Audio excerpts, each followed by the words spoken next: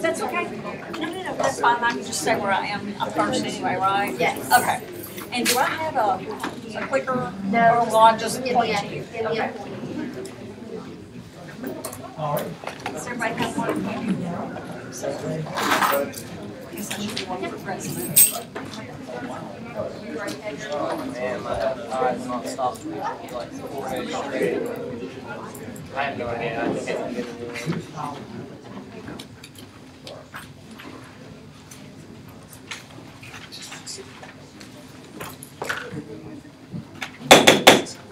I call this meeting to order at 5:01 p.m.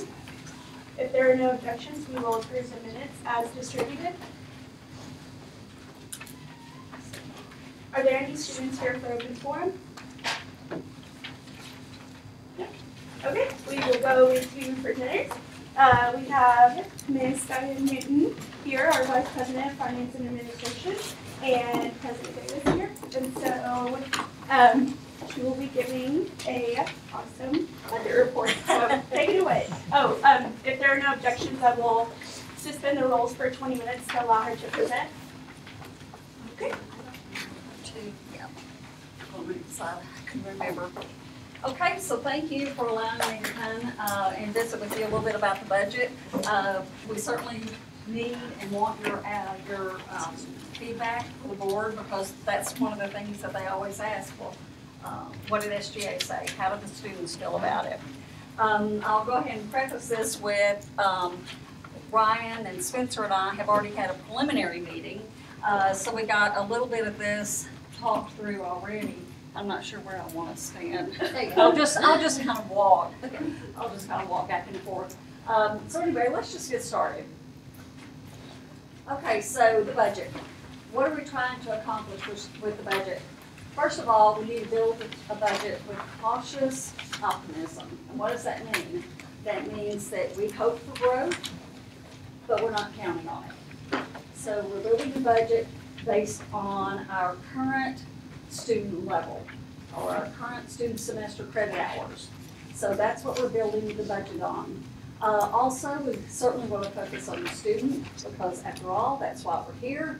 We wanted to maintain stable reserves, and I know y'all, those of you who've seen me sometimes 2, 3, and 4 times before, you know that that's something that we always preach, is to make sure that we have the reserves available to meet whatever needs come up. When we have an opportunity, we want to be able to take that opportunity, and also to minimize the financial impact to the students. And you notice these aren't numbered because they're not in any particular order, because you really, it's hard to really put one over the other.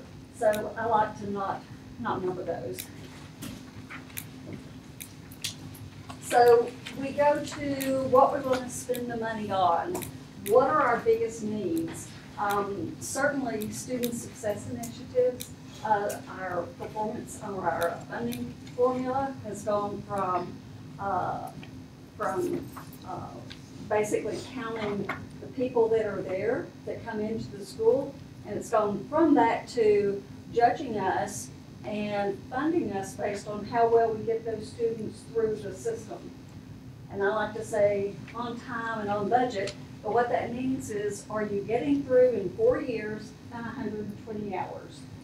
So anything that we can do to make you successful in getting through your degree program with the least number of credits that you need to have, because every time you take another class, it costs you more money.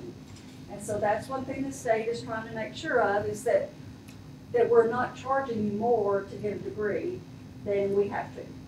And certainly, we want you to get by with in as short of a time period, because the longer you have to stay, the more you have to spend, the longer you're delaying getting out and doing what you want to do next. So, student success initiatives. We always want to put that first and foremost. Technology refresh. I don't think it's any surprise to any of us that we are behind a little bit on providing a good technology base to be able to provide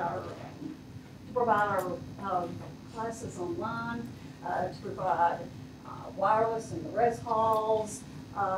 There's a lot of things that we're not doing as well as we'd like to do them.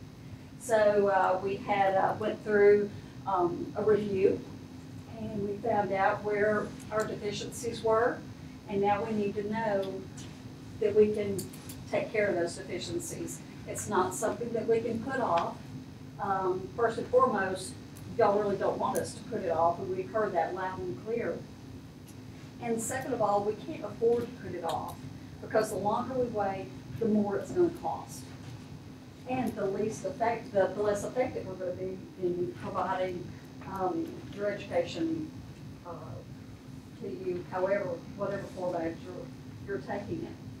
So we also need to maximize our scholarship options. Some will say we're not competitive. That can be argued based on how the different schools calculate their scholarships and what the renewal requirements are. And so there are different ways that you can value your scholarships. But we know that we have some opportunities out there. And so we always want to make sure that we budget those at a level that we think we're doing the right thing for the students and we're doing the right thing for the university. Addressing market compression. We have gone through a several-month process on the staff side of our employee base.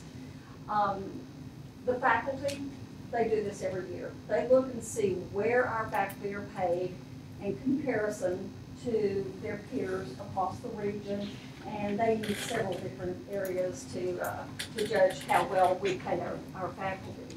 But we've not been doing that on the staff, so we did that, and we found out where we are. It's not as, quite frankly, I have to say, it's not as bad as I thought it was going to be. So I was pleasantly surprised, but it's still not something that we can address in 1 year or even in 4 years. It's going to take a long time. It's going to take several years to build this up so that we can even that out. But we feel like now that we know how disproportionate some of our salaries are, we just feel like it's our responsibility to take care of some of those issues. So there are a few of those compression issues that we need to take care of. So that's going to be something that we're looking at. And then the facility costs. And you probably see things in all of your educational buildings as well as your rest halls that need to be fixed. There's not a building on this campus, brand new or the oldest building, there's not something that needs to be taken care of. Obviously, there are some that are worse than others. But also, I think you'll notice that we've been doing a lot. You know, we've got a roof going on various places. We've got renovations on the interior buildings. So we're trying to address a lot of these areas And we want to be able to continue to address them, because if we don't keep up, then you can never catch up. That's why we're in the position that we are, because we went for years and didn't really budget on a yearly basis what we really needed to go into our facilities. So you get behind, and we're just like every other institution that I know of. We all get behind. That's why they call it deferred maintenance. So we're going to try to keep up a little bit better there. So go ahead. And now we'll start speeding up a little bit. Okay, so the preliminary proposed changes in fees of room and board. We're looking at 4 different fees. 1 is the facility fee. 2 is the technology fee. 3 is the student success fee. And the 4th one is the student health services fee. Got it. Yes, sir. Sorry, you may want to say and start, tuition will not be. Oh, that's true, yeah. Tuition will not increase. That's not represented. That's right, and that, you're true. You're right. I switched my slides around and I failed to mention that. So you may or may not have heard that the governor said there will be no increase on general tuition. But what he did tell us is understanding that there are certain areas within your campus that need to be addressed. If you have a fee that addresses that need, then you can adjust those fees as you need to. So that's what we've done. We've taken a look at the fees that we have and the needs that were on the previous slide and try to match those up. So one of them is the facility fee, because one of the things we need to do is directly related to the facilities in which you live and learn. One of them is the technology. Well, first let's just talk about the first one, the facility fee. Per hour, it's right now $12.50. We're proposing going up to $14.25. Go back, yeah. And that's going to generate about $25,000. That's not right. $525,000. I was going to say that can't be right. Yeah, that's not a dollar sign, is it? Okay, I thought surely I didn't mess that up. Okay, so the technology fee, we're currently at $750, and we're looking at increasing to $12, and that should generate about $1.3 million. Student services fee, student success fee, excuse me. It's currently 35 cents an hour. We're looking at going to $1, and it generates about $195,000. Now those are all on the E&G side. Now on the auxiliary side, that's where the health services fee is. We're looking at it going from $65 a semester to $75, and which should generate about $100,000. And I know that that was a high priority for the folks in this room to address the needs of the Student Health Center. And so we heard that. And matter of fact, it wasn't on there to begin with, but what I did is I went ahead and added that, and I reduced the facilities fee. So I knocked it back down a little bit so that it would try to keep that overall increase to you as low as possible. And then the other two, room and board. Room went from 35 to 37, generated about $675,000. Well, I think you can look around and see what we're doing right now with some of the other rest halls. Currently, we're working on Hughes, Conley is next, and then right behind that, we're going to be doing State and Carmichael. I'm not sure which order yet. But there's money that we're needing to put back into these older facilities, and that's what we're trying to do here. But also what that does is it helps us keep our funding base up to pay for the newer res halls that we have in place. And then on board, we've got some really exciting opportunities on here for the board, and you don't know, that's food service. That's going to be food service. We have a committee, we call it the food group, I think is all we call ourselves, is the food group. Ryan is on that committee, and we meet on a monthly basis. The original intent for that committee was to try to come up with the reasoning on why we outsource. And is that something that when the contract is up in 2022 that we want to continue? Well, you can't make that decision until you've done your research, and it takes a while to do your research on the pros and cons of it. But as this group was meeting, we came up with all these things that, well, if we did this in-house, we would do it this way. And then it occurred to us, why don't we just ask Aramark to do it this way?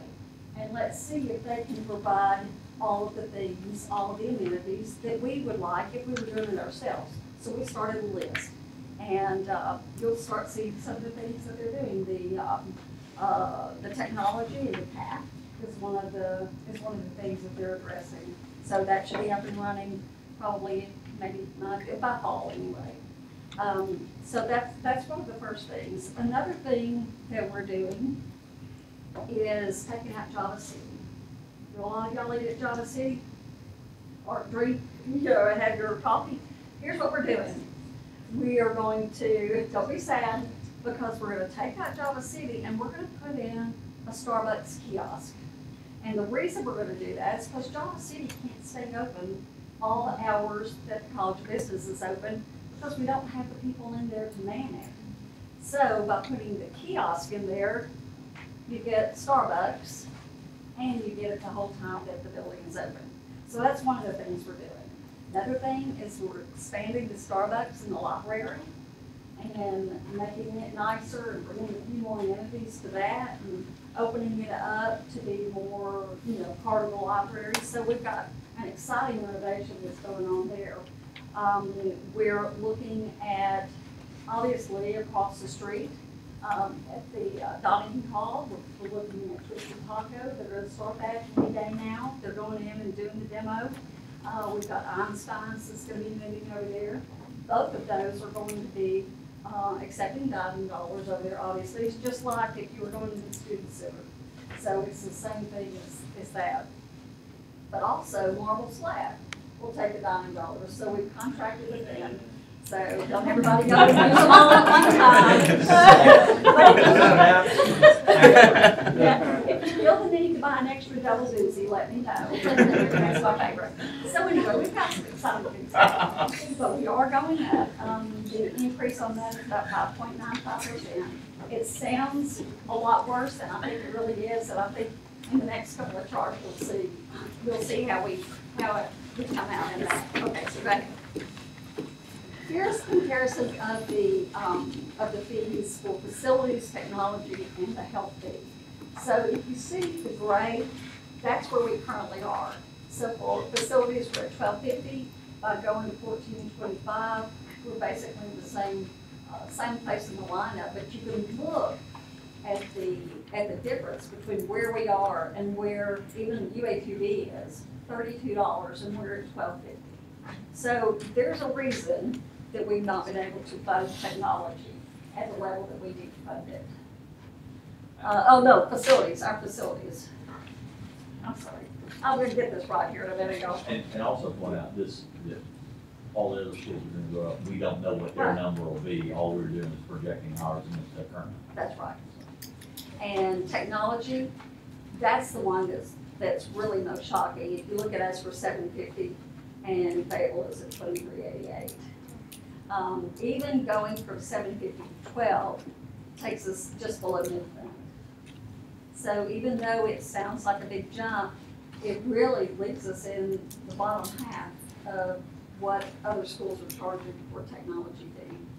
And then the health fee, we are already mid-range at 65, so 75 puts us a little higher than some of our peers, but not the highest. Okay. So if you roll all that together, this is what the total picture looks like. The tuition increase was 0. The fee increase, you have to take tuition and fees together, but that total increase is 2.66. The room increase is 4.5, and then the board increase is $5.95. So for the student, taking 15 hours, living in the room, living on housing with a board plan, it's going to cost about $563 a year more. You won't be able to see this one very well up here, but you can see it in the chart. This is just the Department of Higher Education chart. The top part of it is it shows where we compare to our other four-year institutions over a 5-year period of time. And the orange line across the bottom of that top chart tells you that we have increased our tuition fees less than any other four-year institution in the state. Now, the bottom part of that says if we instituted a 2.66% increase, where would it put us? And that's judging us against everyone else's tuition fees for this year. And it puts us in a very favorable position. So we are well positioned in the state. We are by no means the highest institution in the state, which a lot of people think. For some reason, we really don't understand that concept, but there are those that think that. Okay. So, this is your tuition fees. The dark purple, and I don't have them in the colored version, but you can look up here. The dark purple is where we are now, and all the blue is where everyone else is right now with their current rates. So the lavender is where we would move to with the 2.66%. So you can see it doesn't even move us above anyone. Okay, go ahead. And this is going to be room. The dark purple again is where we are now. The blue is where everyone else is this year. The lavender is where we would move to if we took this increase, if this was approved. Okay. The next one is board rates. You can see the far right, the dark purple, that's where we currently are. The green is where everyone else is right now. And if we increased it by the 5.95, you see where it takes us. And that's without anyone else making any move at all. We're only, I think, $2 above the one right below us. So we feel certain we'll probably end up back in the same place that we're in now. Let me add this, because I don't want Diane to say this in public, but I've said it in front of the Sheila and officers and your advisors. On both the technology fee and the food services, you're dead last, and you're getting what you're paying for.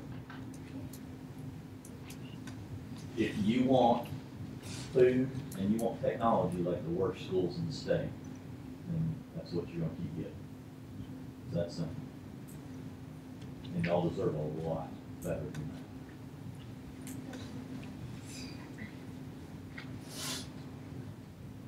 Good. Thank you. Okay, go ahead. All right, so when you put room and board together, which is something that is looked at across the state on how we all perform on our fees with room and board, and that's where we are. We move up one slot, so we're still going to be right in the middle of that, room and board together. And I feel like that's, you know, maybe not where we want to be. It's a good place to be if you're a good customer, I guess. But it does limit what we're able to do. Okay. If there are no objections, sorry, I'll suspend the rules for 10 more minutes. Okay, to allow Ms. Diane to finish presenting.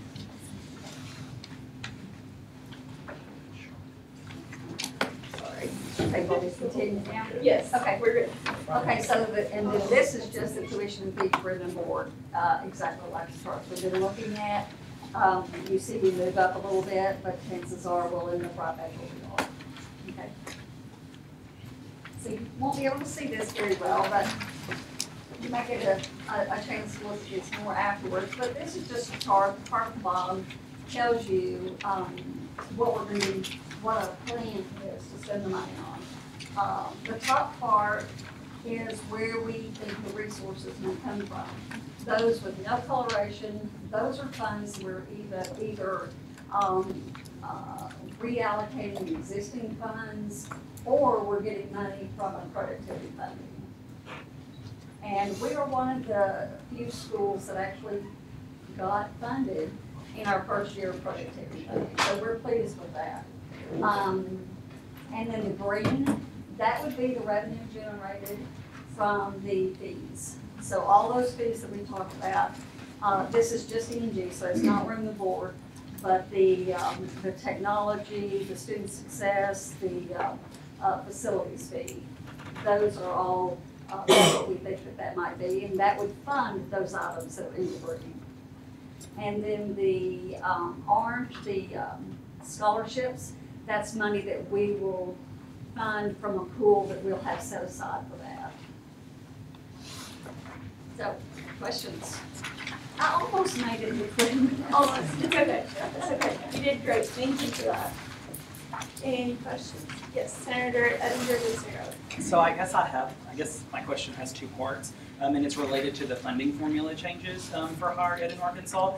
So I guess the first part of my question is, how will students that have concurrent credit, how will that impact the funding that our university receives because of the funding formula changes? And then how will students that are double majors who are going to exceed that 120 credit hour threshold, how is that going to impact our funding? Well, the funding does account for the concurrent. So that's worked out. Now, on the other side, though, that's where it gets a little tricky, because we don't want to discourage students who are wanting to get a double major or even a triple major. We have some that have a triple major. But what that means is if you make it through in 4 years with 120 hours, I get a point for you.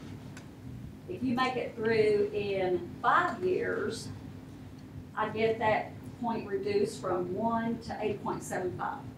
So we still get a partial point. It's not like we get nothing. So we still get a partial point. And then if it's 6 years, then it's only 4.25. So they just adjust it based on how long. Senator Ramirez. Yes. Thank you for sharing this. I only have one question. For the increase for the student success per hour, how is that be distributed on campus? So what is it being spent on? Okay. I don't know what. Okay, first we have a position in the student success center that needs to be put on the base. So that's one of the things that we're going to be doing. We also have an office that we're going to be trying to man beginning this year on the base with it's the need-based office. So we have a couple of funds within our university that are geared toward need-based aid, need-based scholarships or need-based aid. We have also funding from the foundation that also meets that same need. We need to combine all those efforts. We also have a grant. You may or may not have heard of the DASH grant. So we have several pools of resources. We're trying to pull those together so that we can do a better job of getting that funding out to the students who need it. So what that's going to be doing is someone who's being paid with a grant right now, we're going to be putting that person on the base budget, paying them with our funds, because the grant will run out. Then we also have another position that's going from there. And I'm trying to think, let's see, what's It's the line 8 on your chart. Where you yeah, got that I'm trying to think what the number. other big one is.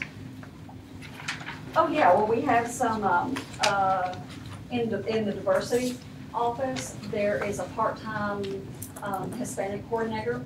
That's gonna go to full-time.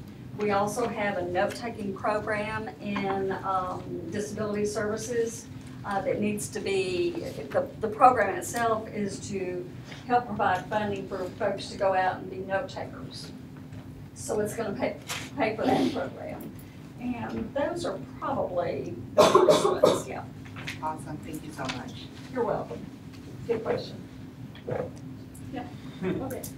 Any other questions? No?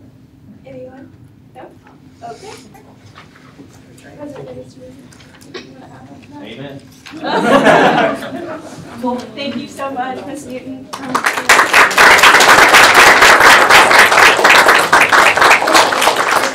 Appreciate it. Whoa, okay, thank you very much. You're welcome. Thank you so much for that. Thank you. No, look, thank you for all you do. We love you. Go Bears. Okay, awesome. Ooh, yes, when you get a chance, please sit down and take a look at this more in depth. Okay. Oh, we do have another, I'm sorry. Long agenda today. Okay, up next we have Senators Edgar Lucero and Senator Brighton. giving a little recap on the diversity training that they went to a few weeks ago. So if there are no objections, I will suspend the rules for 10 minutes to allow them to present. All right. We went to this diversity training session in UCA downtown on March 9th. I'm going to let Senior Senator Eddie Lucero take a lot of the lead, but we have a lot of things that hopefully will be implemented in our training process after next year with the new exec. Things that are really beneficial to us as a body when we're talking about really difficult things. We talk about some touchy subjects sometimes, and we didn't know how to approach that in an appropriate manner as to not offend you or I or anyone else. So, with that said, I'll introduce Tatiana. I can't say her last name, but she is a world-renowned trainer in difficult conversations facilitation. So that just means any kind of touchy subject, or just really being aware of how you speak on certain things. She's written a lot, she's produced a lot of material, and we went for a day training with her, and it was a really excellent experience. So here's us sharing a little bit about what we learned. Just to add on to that, we do want to give like a really big shout out and thank you to Ms. Shore for getting Tatiana here, like her efforts with that, but also for securing those 2 slots for SGA, because it was her kind of push for us and how much she cares about our organization. So thank you. So just to kind of overview what that very full day was. So our main things were kind of important questions to ask when you're a facilitator for anything, whether that's a committee meeting for SGA, presiding over a meeting in another organization you're involved in, or just having conversations with your peers or with faculty or staff members on campus. We have top 9 tips for having difficult conversations. So she gave us some really great insight onto some things that you kind of need to just keep in the back of your mind and be aware of when you're having difficult conversations with someone. And then kind of what your role as a facilitator is and how to improve your facilitator style. So some important questions to ask is, what are we doing to show people what to do instead? Not telling them what they're doing wrong, but what do they need to do instead?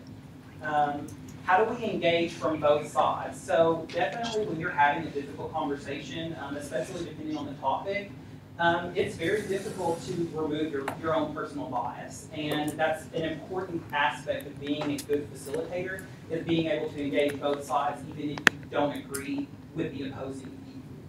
So that was something that she talked a lot about that I think really resonated with both Senator Burke and I, is making sure that we're engaging both sides actively when we have any kind of difficult conversation. And then just learning what is tolerance. I think we mark the definition of what tolerance actually is. So listening to what her definition of tolerance is gave us a really good kind of overview of how to better approach situations in the future. Okay, so the top 9 tips for having difficult conversations. So I've broken this down into 3 slides so we can cover 3 at a time because it would be way too bulky on one slide. So tip number 1, state the obvious. No one likes a lot of fluff. You might be able to get away with that in writing a research paper, and even most professors don't like that.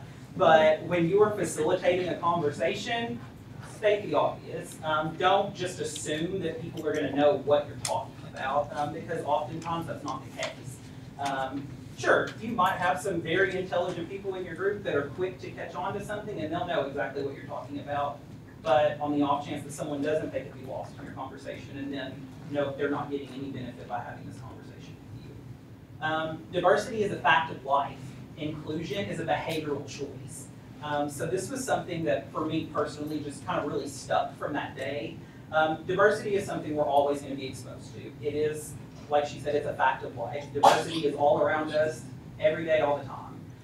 Inclusion and being inclusive is a choice.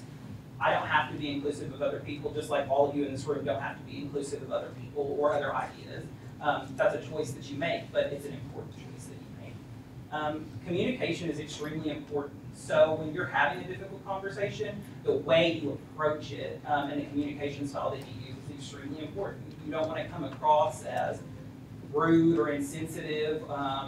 obviously stand your ground, especially if it's something that you're passionate about, but just make sure you're being respectful and using respectful language when having that conversation with someone. Focus on where someone's coming from, not what they say.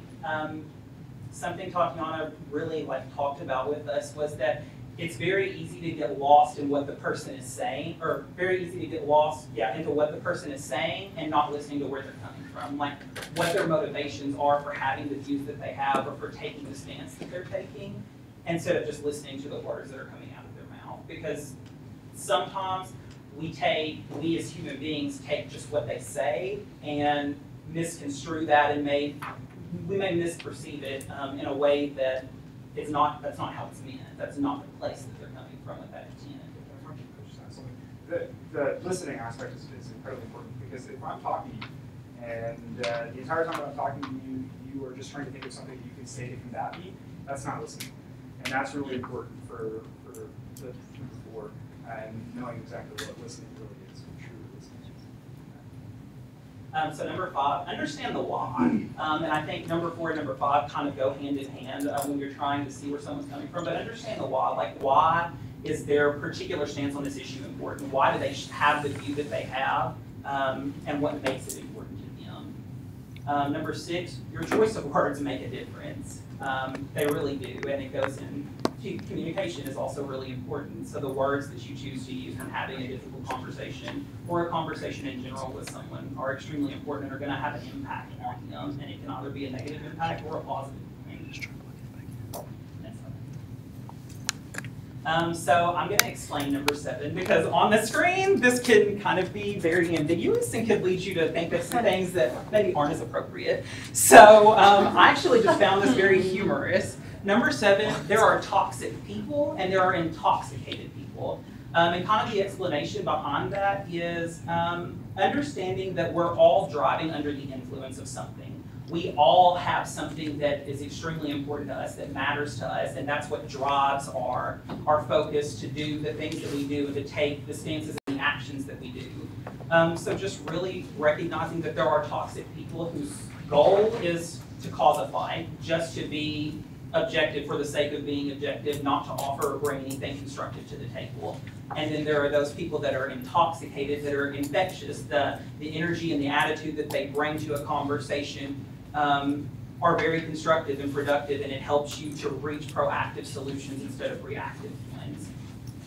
Number 8, we cannot not communicate. And definitely if you look at a lot of these, a lot of them relate to your communication and your listening skills. If you just get frustrated with someone and just refuse to talk about it anymore, you're not doing either side either good. You've essentially kind of said, I'm done, and given up. And that's, especially with student government, we can't do that. If we don't like something that's happening, yes, voice your opinion, and when you get frustrated, don't just walk away from it. Now, obviously, if it's a really heated topic and you need to walk away and take a cooling off period, perfectly fine, because you definitely don't want to say something that's going to hurt another person. But just always remember to communicate. And that one, side note, it's also talking about nonverbal communications. So I don't know what the statistics are, but the majority of the communication that you have with another human being is nonverbal. So if you're giving off negative nonverbal signs in a difficult conversation, that person's probably not going to receive it well if they're perceptive. That's another thing to keep in mind. And if I can take intent versus impact, these are two clear distinctions you make in a conversation. So if I'm saying something, I have an intent that I may not have expressed, but I'm aware of. I know my intent. But if I say something that doesn't come across as what I intended, and I'm not aware of that, and it makes someone angry or offends someone, then I need to be conscious of that. So there's really a distinction between intent versus impact. You can say something with the best of intents, but for certain people, even though you're saying it with a good intent, it's just not right. So those people, it's not making them feel safe.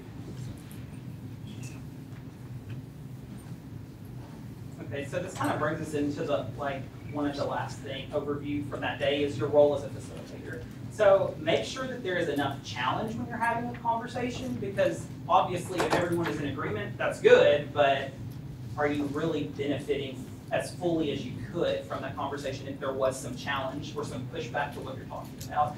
but make sure that you have the necessary skills to address and facilitate those challenges. Obviously, if you don't have the expertise or have the experiences or know when that conversation does, then maybe those are challenges you don't want to address at that time because that could just create a mess in your conversation and really take away from the purpose of it. Everything should be made as simple as possible, but not simpler. You want people to understand what you're trying to talk about, understand your charge or your goal, but you don't want to oversimplify it to the point that everyone is like, this is a waste of my time already here. So strive to make things as simple as possible, but don't make them simpler. And I know that that might be kind of confusing, but just kind of what I said, you know, you want to make sure everyone is aware and can understand what you're trying to accomplish, but you don't want to make it so simple that everyone's just like, there's no point in this. And then finally, facilitate from the inside out. So really taking a look at yourself and you as the facilitator in a meeting or in a conversation, and then kind of radiating that outward, not looking at how everyone else around you is reacting and then trying to bring it all back. And we, just to add something, we learned a lot about, so SGA does a lot of committee work, and those are your committee heads that sometimes aren't trained on how to run a meeting. And we taught different strategies to make meetings more effective, to make sure that what you're saying in a meeting comes across well, not going to offend someone, to make sure you're productive, to be conscious of how your committee members work and function, because we don't all have the same type of personalities, clearly, but working styles, communication styles. Some people prefer to be blunt or to be talked to bluntly. Some people prefer to have their words sugar-coated or to be talked to sugar-coated. So the difference in knowing and being conscious of your committee members, how they prefer to be communicated with, is a lot more effective. It makes the overall morale of the group better, and you might get more things done. So that was just another thing that's pertinent to us.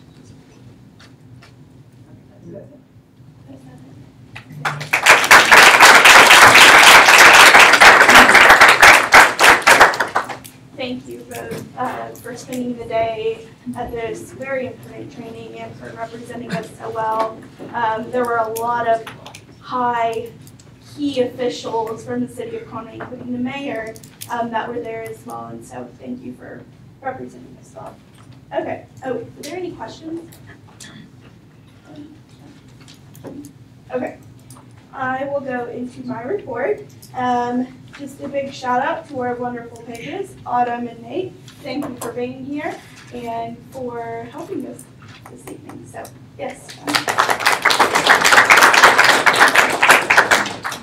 Okay, elections are coming up. So, here we go. And then shuffle through all the pages. Okay, we have Spring Election Rules Committee. And I will pass both of these around in a minute. But if you are not running, I expect to see your name on here. You will be helping with if there is a violation during elections, approving campaign materials, and just anything that we need. This is a busy time, and so we have to have people to fill this out, so just write your name. Please don't take up the entire space. Be respectful so multiple people can put their name down. There is no limit, so again, if you're not running, I expect to see it here. And then election table sign up. And so for those of you that are not familiar with our elections, we do little election booths downstairs in the student center, and we need 2 people per each for each shift to work, and you're just going to be helping students get online and vote. And then we also have a few what are they called? Surveys that we also need students to be filling out. So the academic advising, and then the food service one that's going to be coming out soon. And so the time slots are in 1-hour intervals from 8 a.m. to 2 p.m. I know that you may have to leave early or come a few minutes late. If you have class, that's fine. But there's 2 slots. So again, if you're not running, I expect to see your name on here. There is no limit on how many you can sign up for. If you want to work all day, both days, more power to you. Love you forever. So they will be Wednesday, April 11th, and Thursday, April 12th. And so these are gonna go around. And if you are not sure if you are running or not yet, then don't put your name on there. And then I will let you all know if there are openings and or if in the morning you decide that you're no longer going to run, then just let me know. And if you decide that, surprise, you are gonna run, then just let me know and I'll mark you off as well. Surprise. Okay.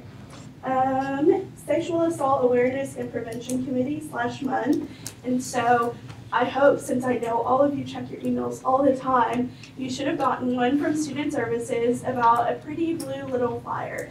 It has all of the sexual assault awareness month related events going on campus, well, most of them, on that flyer. And so through the committee, I'm the only student that serves on that committee, and it is chaired by Mindy Pitkin, our Title IX coordinator, and there are several different areas of campus and departments that are represented on that committee.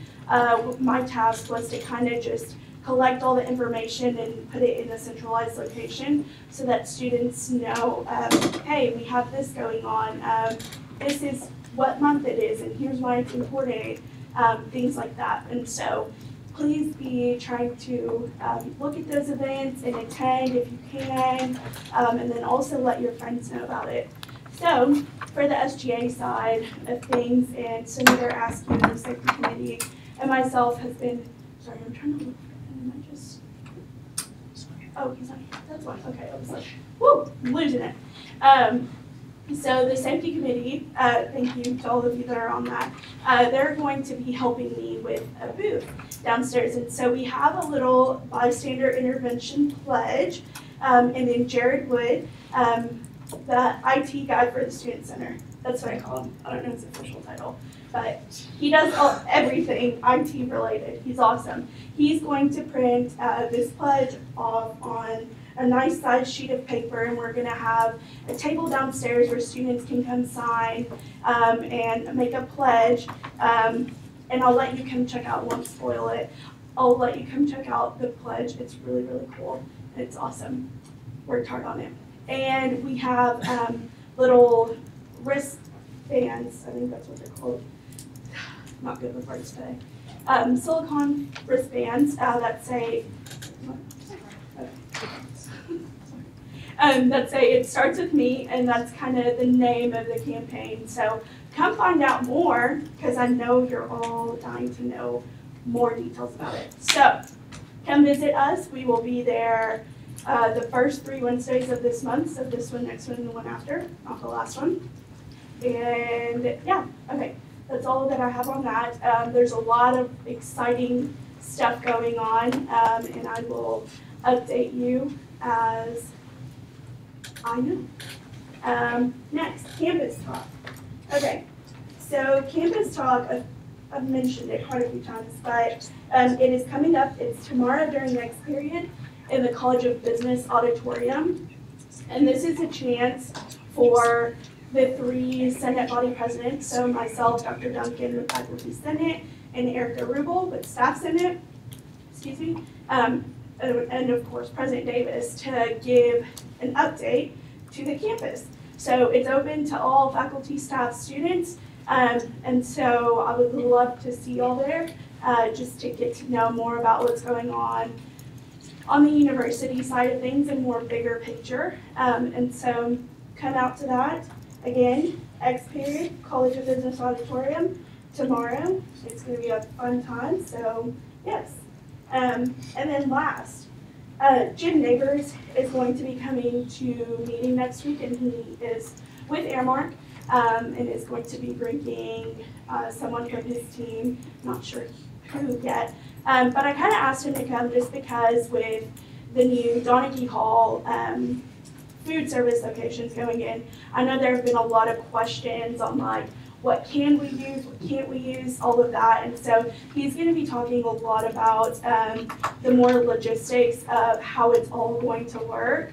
And so aside from that, if you all have questions, comments, concerns, anything like that, please bring those with you. This is the perfect opportunity. This is, well, the last, we only have like a few Senate meetings left. And so this will be the last opportunity this semester, year, to bring those up. So make sure you're doing that and that you come prepared. And then last, a huge shout out. Last week, y'all, April is insane. And I'm sure y'all know this already.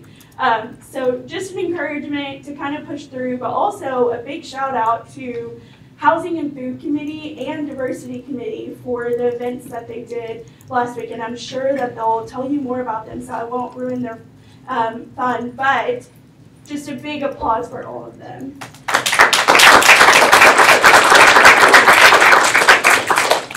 Okay, all right, that's it. I think that's all I got. Any questions? All right, Vice President Reagan. Cool. Okay, so the first one is transition docs. We're going to do this again. I'm going to ask all the committee chairs to fill out a little transition doc about their time on the committee, but I'm also going to ask everybody to do a little short description of what it was like to serve on your university committees. This way, when new senators get assigned to these university committees, they know what to expect. So I'm going to email everybody a little, here's what I'm expecting out of that. It should be fairly simple, mostly like how many times did you meet, what did you wear, can you bring food to the meetings, like little things like that, so that when somebody starts, it's not as scary. Okay. Next, previous notice. So after this meeting, we only have 2 business meetings left. So if you're going to give previous notice on anything, next meeting is your last shot. Just a heads up. That really snuck up on us. And last one, election rules meeting is tomorrow night at 5 o'clock. So the app's closed tomorrow at 4. If you're running, you have to be at the meeting or you have to have a representative there. What questions do you all have? What time is the meeting? What time is the what? The meeting? 5 o'clock. Yeah. Right here, where you're sitting. Any others? No? Vice President. Okay, so Presidential Town Hall Part 2 will be held this Thursday, April 5th at 5 p.m. right here in the Senate chambers. We'll be live streaming again on YouTube, Facebook, Instagram, and Twitter all at the same time. So make sure you stop by. And if you aren't able to make it, and even if you are coming, please be sharing the link to submit questions for the town hall. They've been included within the minutes for a couple weeks, and I'll include them again with this week's. But please make sure that you're sending those out to your constituents, your friends, your RSOs, everyone. We are wanting some more questions. The end of the year banquet awards, unfortunately, a majority of Senate did not submit them on OrgSync, so I typed them up and you all should have one. So I'm hoping that by the end of this evening, everyone will have voted, and you can just leave your completed, just fold it in half and leave your completed voting form at your spot, and I'll pick them up after Senate meeting. So you don't even have to worry about remembering to put it in my box. Just fill it out and leave it there. For Senator Fun Fact, this senator is a rifle shooting champion in the state of Mississippi. You can't guess. I know you know. Yeah, so that doesn't know. Come on, She did. Senator Greider? Senator Children? Senator Teeter? No. I'm a true Arkansan. Senator Barnes? Senator Slazer? No. Senator Ramirez? Senator Lacy? Senator Yoder? No. Hint, it's someone you wouldn't think. Oh. Oh, wow. Well, I guess you guys have already guessed all the ROTs. Senator, can he guess? I I think mean, he knows. To but- be fair, I know the person is from that Okay, area, but I don't know necessarily that this I just pertains thought to he them. was in the area we were discussing, so maybe not. I mean, you can guess. Doesn't seem like anyone else has to. Let's do Senator Greider, and then if he doesn't get it, you can Okay. Senator Vick. Okay, Senator Gilbert. Senator Reg. Nope. Oh, see, I told you I didn't know. Hawkins. Yes. Sorry. Any other guesses? Sarah Ramirez. Senator Gomez? Neither one. Senator Watkins. Senator Weitzman. Senator Brady. Senator Kale. Sarah Barnes. Senator Whitby. Senator Escalade.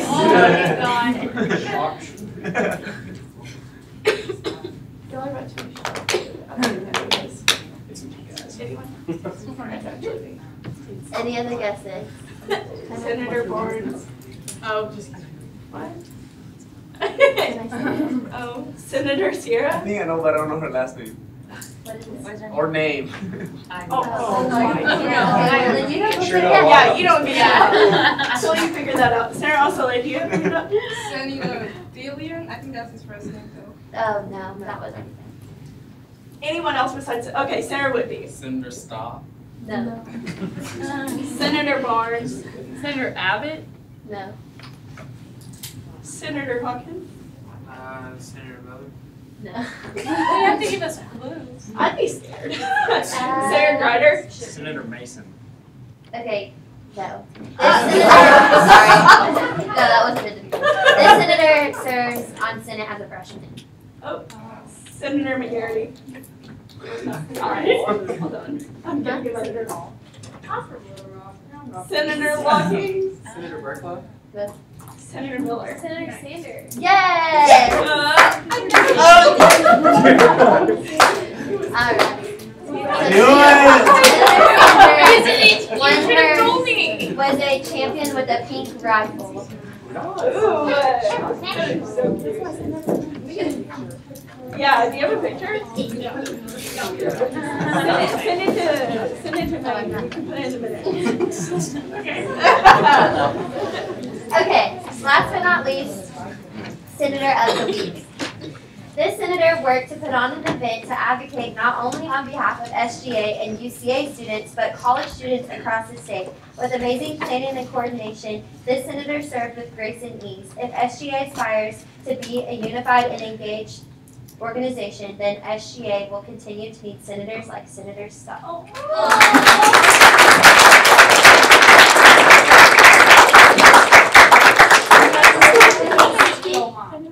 It was submitted anonymously, so I don't even know who did it.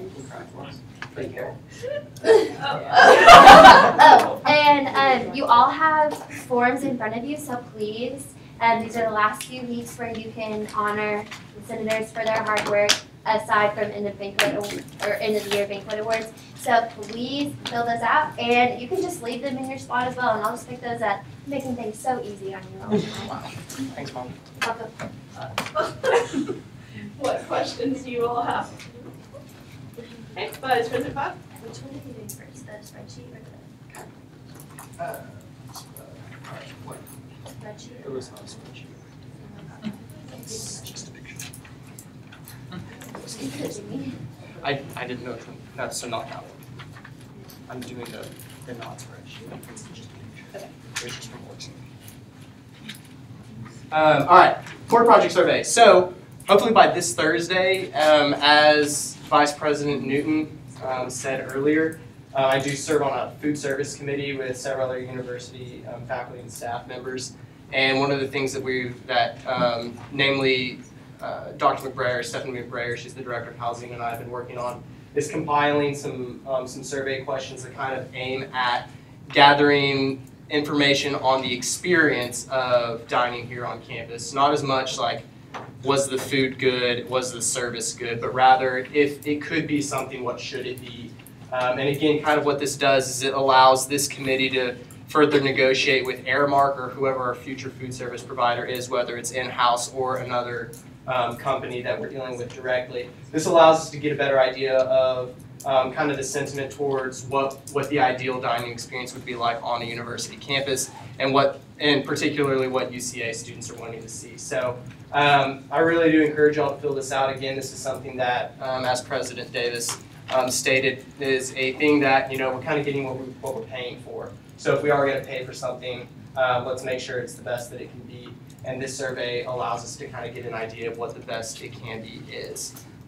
So as we kind of go throughout these next couple years, as we kind of terminate this, or not necessarily terminate, but as we kind of reach the end of this contract with Aramark, we're going to be continuing to gather information, and this is just one of these first initial steps in that process. So please, please, please fill it out.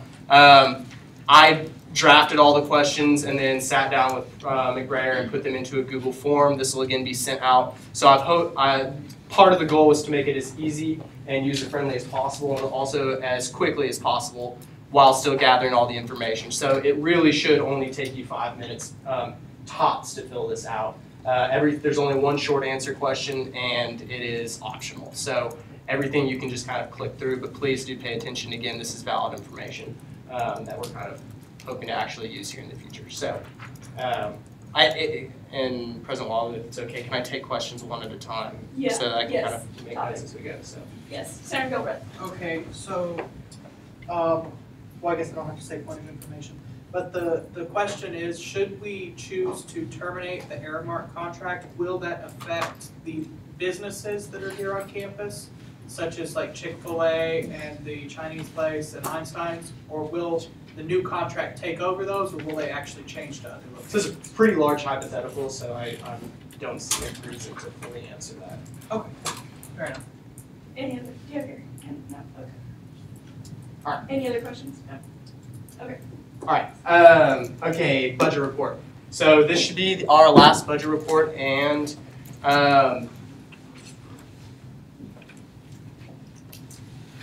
great. So y'all hopefully are decently familiar with this at this point. But again, all of these accounts, everything below the general ledger is one of the accounts that we actively monitor. And then the general ledger, again, not actually general ledger for any accounting majors in here, but it is actually just the composite sum of all of those separate accounts. So again, financially we're sitting well. Like Vice President Newton did say, one of the things that they're looking for is they're looking to stabilize their reserves. And again, that's one of the initiatives that I've been pushing for since I've gotten in office, and I think that we'll continue to push for. And it is, as she said, so that as we see initiatives come up, we can actively pursue them, and we don't have to look to other means. We can simply fall back on our reserves and say, hey, we have the money to make this happen, so let's make it happen. So, good job, y'all. And then lastly, so this is, and the reason I'm doing this now and not the very last meeting is simply because we have all of the information for an end of the year report, so I wanted to go ahead and give this. And what this kind of is just a reflection on the 2017-2018 year. This goes all the way back to the summer, at least for all of the records that we have from budget reports from the past. So we're just going to start out with reserves. And as you'll see, so again, these are not every single expense that are coming out of reserves. Typically what happens, and for anybody that wants to look, I can show you it. But these are the large events that we have funded. So there's obviously little nitpicky things like our telephone bill. I don't think y'all want to see exactly how much that costs every month or week. Just know that it's there, and again, like the budget report stated, we still do have money. So these are kind of our some of the bigger projects that have come directly out of our reserve accounts. As you see, we funded Bear Boots, Buckles, Org Sync, Bike Share, Dave Giving, and then our movie night with SAB, which is over the summer. So these are kind of some of our larger events, and again, you can see the prices there. So we are, while we do have money, we're still making sure that we're facilitating events on campus that students are actively participating in. And again, as you can see, all of these are directly affecting students, and that's kind of the main goal behind everything that we do, is to make sure that our money is being used by students for students. So next is operations. So again, these are kind of more, this is our day-to-day account. So as you can see, so this is printing services. This is our credit card, anything that we need to purchase, whether it's for retreat, whether it's gift cards to get people to come to focus groups, stuff like little things like that are not like in and around the university that we actually have to go out. And that's, again, a year total, so that's not just like one bank statement had $6,900 on it. This is like 12 bank statements compiled. So, and then as well as you can see, we're actively funding student workers, and that's the amount of money that we're allowing students to stay on campus and maintain employee status. And so that's one of my favorite numbers to look at, simply because we are actually providing students with a livelihood, if you will. And then lastly is the Senator gear, and I didn't do a composite, I don't know why I didn't. If you can do the mental math quickly, great. But it's roughly $7,000 that we put back towards you guys as kind of our appreciation for what y'all do. Remember that y'all are volunteers. I'd love to say that we are volunteers, but we're not. We are paid to do this, and as such, I think it's our responsibility to make sure that y'all are showing the appreciation from us, and that's reflected in that number. So, big pat on the back to all of you and all of your hard work, and keep on going. And then that right there, that $128,812, that is essentially from last May until right now, until, I guess last Friday the 30th. Or actually, sorry, no, well, that's a typo. I said from 20th of October because that's what was stated in one of the budget reports. I went back and recalculated, and that's the active number is $128,812. So that is the amount of money that Jacob and I sit there and we hand fill out each of those requests. So that's that total number of all the requests that we filled out from the summer until now. And then readership, oh, what a great quote, what a great guy. USA Today, so this is our readership program. Disregard the gross typo up there. That is supposed to say expenditures, believe it or not. And the funny thing is, you would think that Microsoft at this point would catch that. Got no red line underneath there telling me it wasn't a word, so. I don't know, Bill, looking at you. So yeah, so again, this is our active number right now, the amount of money that we put into a readership program, providing this for students as well as faculty and staff on campus. This is one number that I'm actually hoping to potentially see as decreased in the future. I think that this is, like I said earlier, what we are primarily focused on is affecting students' lives here on campus in the way that we work with our finances. And I would say that the readership program is something that we're providing predominantly for faculty and staff. And I think that any faculty and staff member would probably agree, and if they didn't, I'd love to have a conversation with them and prove them that they're incorrect. So I'm hoping to again see this number decrease and hopefully potentially subsidized with either a department or even added, if it's so sought after, added to the budget of the university or some other niche on campus that can still provide the same service in the quantity that we have currently, while not necessarily taxing the students to provide that. So. And then projects. So these are the two categories that have come directly out of our projects account over the last year, and that is to fund the Bear Patrol golf cart. Ben's not here, but that was his pet project that came to fruition, and that's something that we've used this account to help fund. And that was kind of a go-getter type of project. The need was expressed, the method for them acquiring that service was not necessarily there, and so that's where we stepped in, and we felt that it was necessary that we'd be able to help them that way. We were able to do it. For those of you who weren't on Senate, which is probably a lot of you, these bike racks, pads, and picnic tables, this was, a great example is if you walk over, if any of you who visit Lewis Science Center, on the east wall, or I guess on the west wall, sorry, there are kind of a whole row of picnic tables and bike racks and such. And there's a little plaque there that says provided by SGA 2017. And that is something that we actively pursued, not only as an executive board last year, but as an entire Senate. And we wanted primarily for that to come out of the projects account. We were kind of tasked by the leaving chair of the board, Sheila Vaught. She had kind of a pot of money that she wanted to designate to student government, and she said, I would love to see some of the initiatives that y'all have and are wanting to use that. That's again where the tread wall came from, as well as those bike racks, pads, and picnic tables, as well as hydration stations around all of campus. So some of those ones where you can kind of put your water bottle into it, press a button, SGA was able to fund those, and that's why we have many of those. Lastly is our foundation. So again, we do have a foundation account. We kind of use this I use this more for transfers into other people's foundation accounts. So for example, Mr. Hammond, we helped sponsor the faculty staff golf tournament. This is a small amount of money and a good way for us to show that, again, we are here for students, but we do want to show a little bit of love and appreciation for our faculty and staff.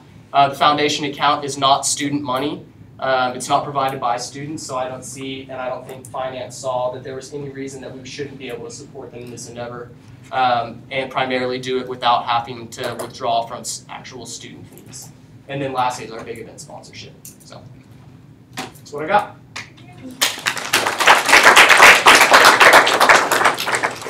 What questions do you all have? Okay, so Senator Vick over here has the sign-up sheet for the election table again because I saw some empty spots. I don't know why I'm seeing empty spots, so please help me out and fill them in. No more than 2 people for each slot. So I'm sorry, someone, I don't know who it is, I can't remember, but I had to cross someone's name off. So if there's already 2 slots, sorry. But next time it comes back right here, I would love to see every spot filled. All right. Okay, we will go into standing committee reports, academic affairs, Senator Edinburgh-Lucero. So kind of as the year starts to wind down, the last major thing that the Academic Affairs Committee is doing is the Academic Advising Survey. The survey will close next Friday, April the 13th at 5 p.m. That's to give our committee enough time to go over all of the data that we collect and be able to basically create a report to present to Senate, but also to present to the Provost and potentially the Council of Deans as well. The Provost, as well as the Deans for the academic colleges, are very interested in getting this information because it's very crucial student feedback, not only for the Academic Advising Center, but also for departmental advising. And the Deans are very passionate about improving departmental advising within their academic colleges. So if you haven't filled it out yet, please fill it out because your feedback matters and the Provost himself wants to see it. So thank you. What questions do you all have? Okay, diversity, Senator Mark Williams. So our WOKE program working on knowledge expansion was last Thursday, and it was a success, a great hit. It was very I think everybody can agree how great it went because the smoothness of the conversation and how comfortable everyone was and how open everybody was to the conversation. I think that was what made it such a great event. The diversity fair was great. We have seen or heard of some improvements for next year and everything, and we're taking those into consideration. Dr. Emerson with the Office of Institution Diversity and Inclusion, she's sending out surveys and collecting that data for all the students who participated. And I'll be getting information from the department and organization and everything. So next year we won't have the same situations we had this year. And then lastly, the 2018 Lavender Graduation Dinner is meant to recognize students in the LGBTQ community and their success in graduating. And so that'll be on Thursday, April 12th at 5:00 p.m. in the students in room 214. If you want to participate, you need to email diversity@uca.edu, which is Ms. Angela Jackson, by Saturday the 6th. And that's all I got. What questions do you all have? Okay, SFACs. There will be a motion to ratify the SFAC report this evening. That's all. What questions do you all have? Okay, we will go into full committee reports. Beginning with this interaction, Senator Miller. Hi, everybody. Just a quick reminder, the Get to Know Your Senator campaign is wrapping up within the next couple weeks, and many of you have not told us all your facts. So if you could please reply to the original email from Senator Rivera tonight, that would be incredible. She is going to email all of you who haven't done it, but be proactive so she doesn't have to email you. It's really short, literally. Your name, your major, where you're from, why aren't SGA. We just want to highlight those things about you so that our student body knows why you serve our campus in this capacity. So please do that for us, that would be wonderful. Also, thank you to the crowd committee for working so well with us and being accommodating to our ever-changing schedules because it's hard to schedule posts whenever we don't have the information to put them out. So please keep sending it. Okay, and then just a little fall convocation update. We are currently working on drafting our agenda for our ceremony in the fall, so that is super exciting. We're really getting down to like the details and exactly what's going to be occurring. So if you can't tell, I'm super pumped about fall convocation.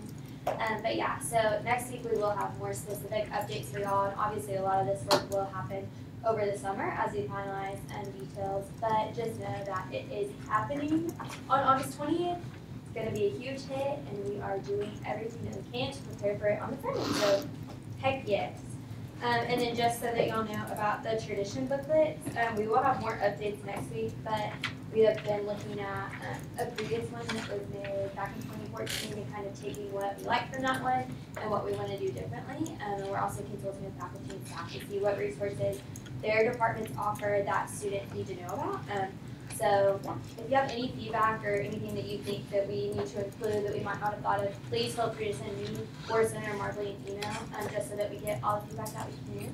But we are moving forward, and we are really hoping to have a great next couple weeks. So please email us. You're getting to know your senators. So thank you. What questions do you all have? Okay, housing and bids here for Gary. So good to pick up last Wednesday, it was a success. We have a card that we want everyone to sign. It's out in the room down table, we'll sign it before leaving. We're gonna get to the food service workers next week when Jim comes. And then, like Diane Newton said, we're getting a restaurant under Omni Hall. This is called Crispy Taco, and it's the only one that we have in Arkansas. And it's $9 as well. The musical to-go box survey is ready to send out, but we're figuring out if it should be sent out by SGA or UCA SGA. And then Senator Hall and Senator Johnson are looking into the organization PRISM to see what it means. Because we want them to go and see like what their opinions are on community housing and what they want in terms of it. Senator Barnes is currently calculating how many diamond swipes can be used each semester because we're not sure if it's possible to actually use 200 swipes in the spring semester. And then Senator Rippey, Senator Sierra, and I are meeting with admissions this Tuesday at 8:30, so tomorrow. See if admissions would be interested in partnering with housing to look at a program set up, like an overnight program for prospective UCA students. What questions do you all have? Okay. Intern workers, do you need more? So we're voting on the 2 previous notices tonight. Also, we have several new previous notices to present, 9. Some of them didn't print out, so Carla Jo will be reading those and they will be sent out with the minutes.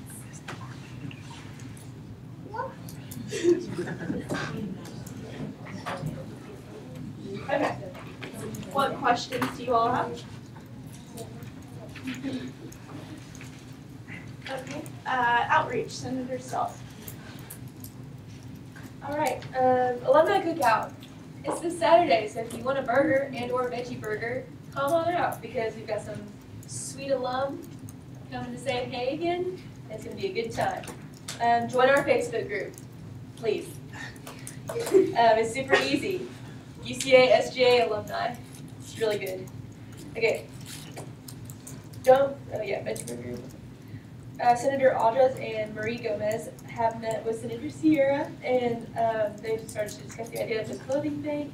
And then tomorrow they have a meeting with Ashley Pettingill to discuss it even further. And so they've got a great ball rolling, and I'm just like so proud of them because that's amazing. So snaps to them.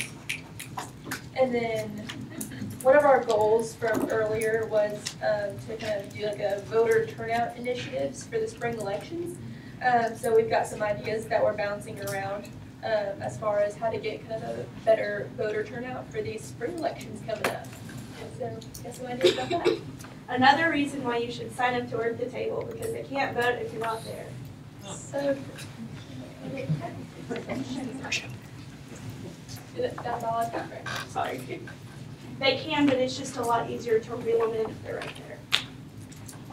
What questions do you all have? Yes, Sarah. Where is the cookout going to be for the? It's at the Alumni Pavilion. Okay. Okay. Any others? No. Okay. Safety, Senator Berkel.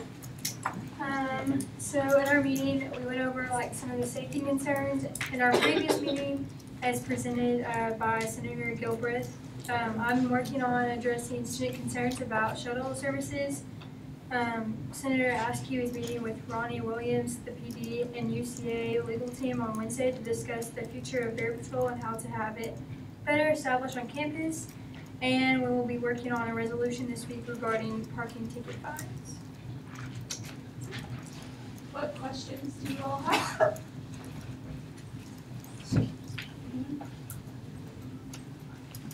Okay, student resources, Senator Ramirez. Good afternoon, everybody. I hope y'all had a great weekend. Alrighty, so here's the committee report. So Senator Hawkins is meeting with Dr. Seeger on April 9th at 8 a.m. with Senator Whitworth. Next, Senator Burton. Faster is rolling, like literally it is rolling. And has planned a launch party, and like honestly y'all, like take advantage of the free bike use till tomorrow and like ride a bike. It's really nice outside. Just do it. And then Senator Kilgore is scheduling a meeting with Adam Hensley from the physical plant about the recycling campaign. And then Senator Kreider received an email back from Dean Covington about the laptop checkout extension, hoping to have a decision soon from the library faculty staff. And then Senator Albert, so one of our goals from earlier this year from the retreat is trying to see if we can expand the shuttle services. And Senator Albert has done a really good job of doing that. So officially, there has been a compromise for the extension route for finals week. And the plan is that during finals week, from Monday through Thursday, the extension is going to be from 10 p.m. to 12:30, where 12 is the cutoff time. And it's going to be for UCA apartments and housing only. And then for me, Senator Ramirez, I'm waiting to hear back from Leslie about Bear Box. The builder for the Bear Box had a setback, and we're waiting for that picture so that we can get that approved. And so, yeah, that's it for student resources. Awesome. Senator Burton. Yeah, to give a quick update about the launch party, due to an incredibly high chance of thunderstorms tomorrow afternoon, we've pushed the launch party back to Thursday at 3 p.m. Still in front of Lewis Science Center, but it'll be marginally better weather. So hopefully we can see you all there. And there's a new graphic on SGA's social media. Be reposting it. There's a chance to win several of those free memberships. So if your peers would like to win them, let them know about it.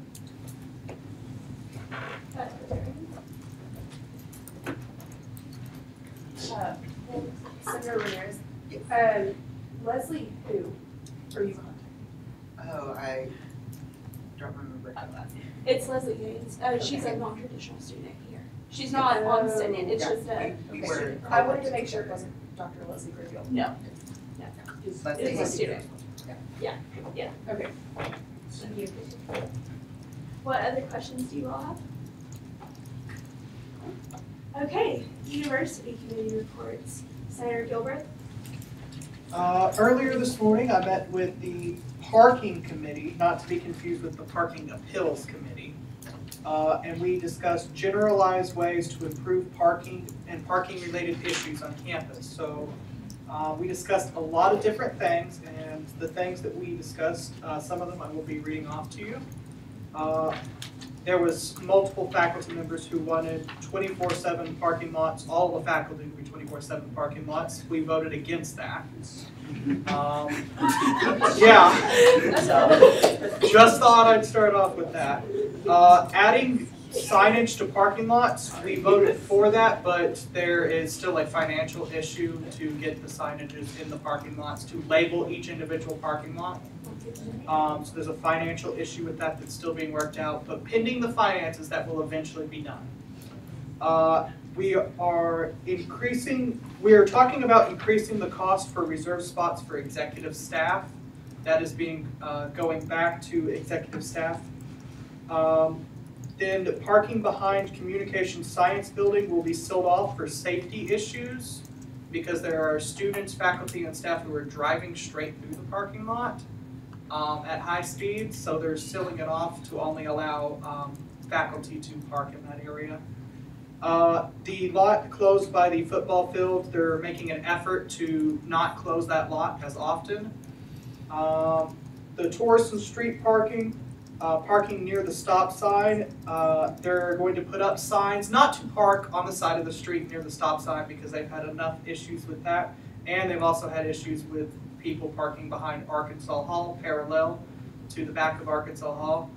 They're putting up signages to state not to park there as well. They're working on some crosswalk issues because now all of the crosswalks are going to be mandated to be the exact same. So they got the budget from the city to mandate all of the crosswalks the same. And I don't know if the city is paying for it exactly, but or if the city is doing the work, or if we're doing the work. But that is doing that. During events, it has been approved now to add temporary extra handicap spots for university-related events. Pothole issues were addressed for Donaghy, Bear Village Business Center, and the Hyper, and those are also being addressed. And they're already for sure paving and fixing the ones at Bear Village and next to the College of Business. They were not sure if they could afford the other two afterwards or not, but pending funding issues, those will be fixed over the summer. They are going to do a texting and driving awareness program starting next fall. And they are going to talk to the city about putting a stoplight at the College of Business crosswalk, but are not hopeful about the results of that. So that's all the information I have. If there are any questions, then I'm happy to answer them. Any questions? That was a lot of good stuff. Glad that this faculty wants to start working.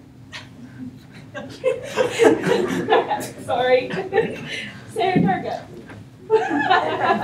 You're up. I have two university committee reports. So I'm going to start with the undergrad council meeting we met on March 29th. I held it for Senator Ramirez. It was a great experience. So we changed the segment standards for math to 1360 and 1390. Just changing the ACT score from a 19 to a 21. And for writing 1310, ACT changed. It was at 19 or higher, but now it's 18 or higher, or having a GPA of 3.0. We renumbered nursing 3515 to 3304 and changed the description. We added health science course 4314 to UCA Upper Division 4 University. You know what course?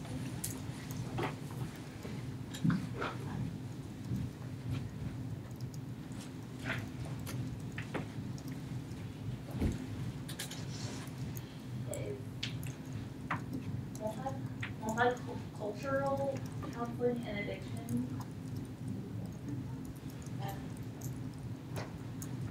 We added a general studies 4380 to the general studies capstone.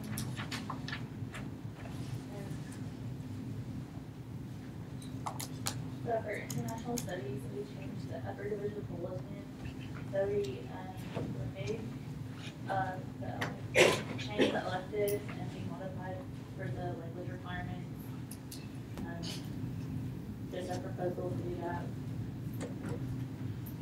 Not sure how this is gonna look yet. We added 2 political science courses, 3355 and 4313.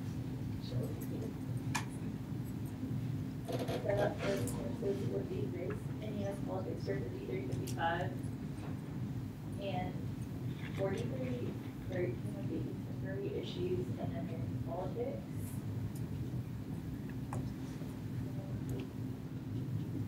This is a lot.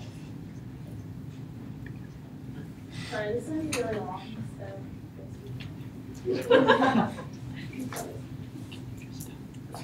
so we added a writing 40-3081.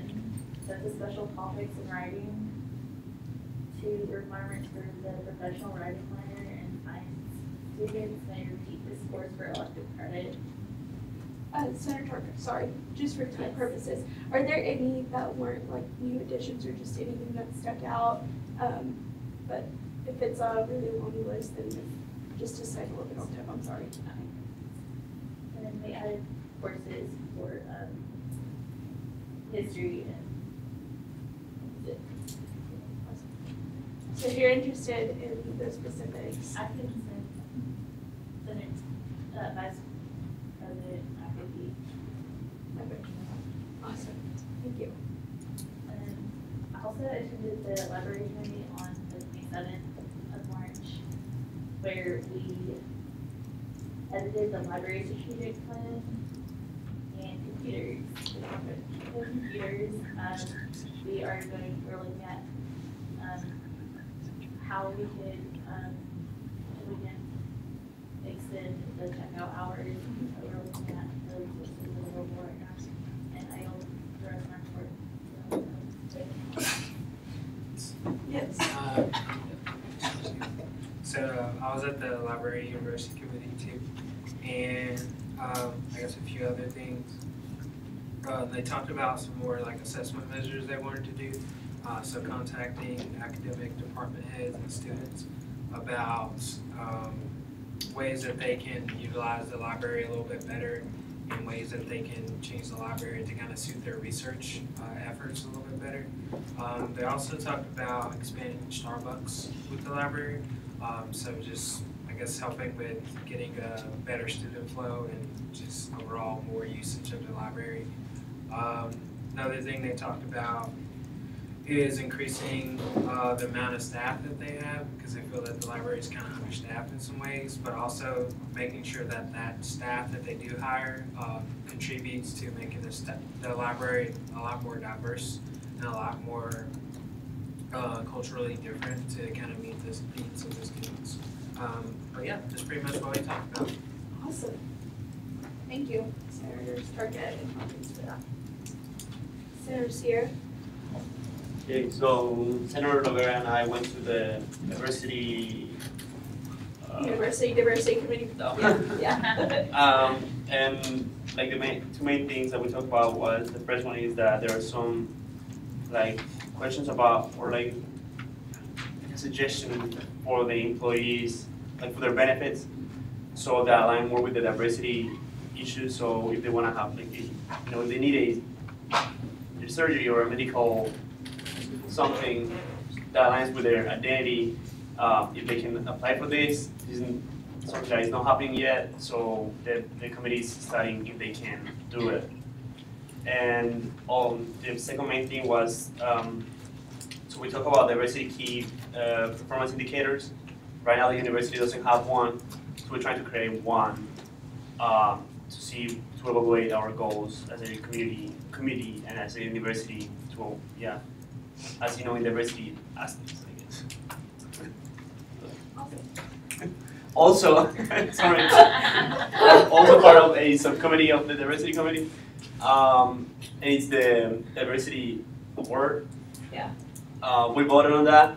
It's elected two for faculty. Oh, let's say that. Okay. You just don't say their name. Yeah. 2 for faculty and 1 for student.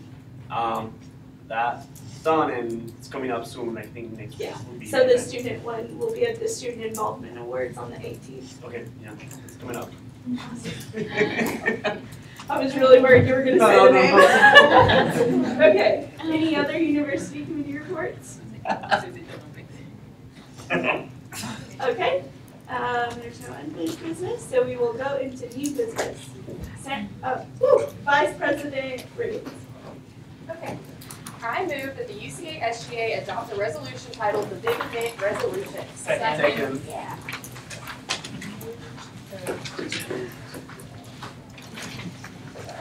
Okay, also while I'm standing, listen to that. Another previous notice printed, but there's not very many. So take one for every 3 people and just share. We'll email it. There's not enough for everybody to have one. So sorry, y'all. It was a little bit crazy. Be a good neighbor. Carl was just not having it today. So, okay.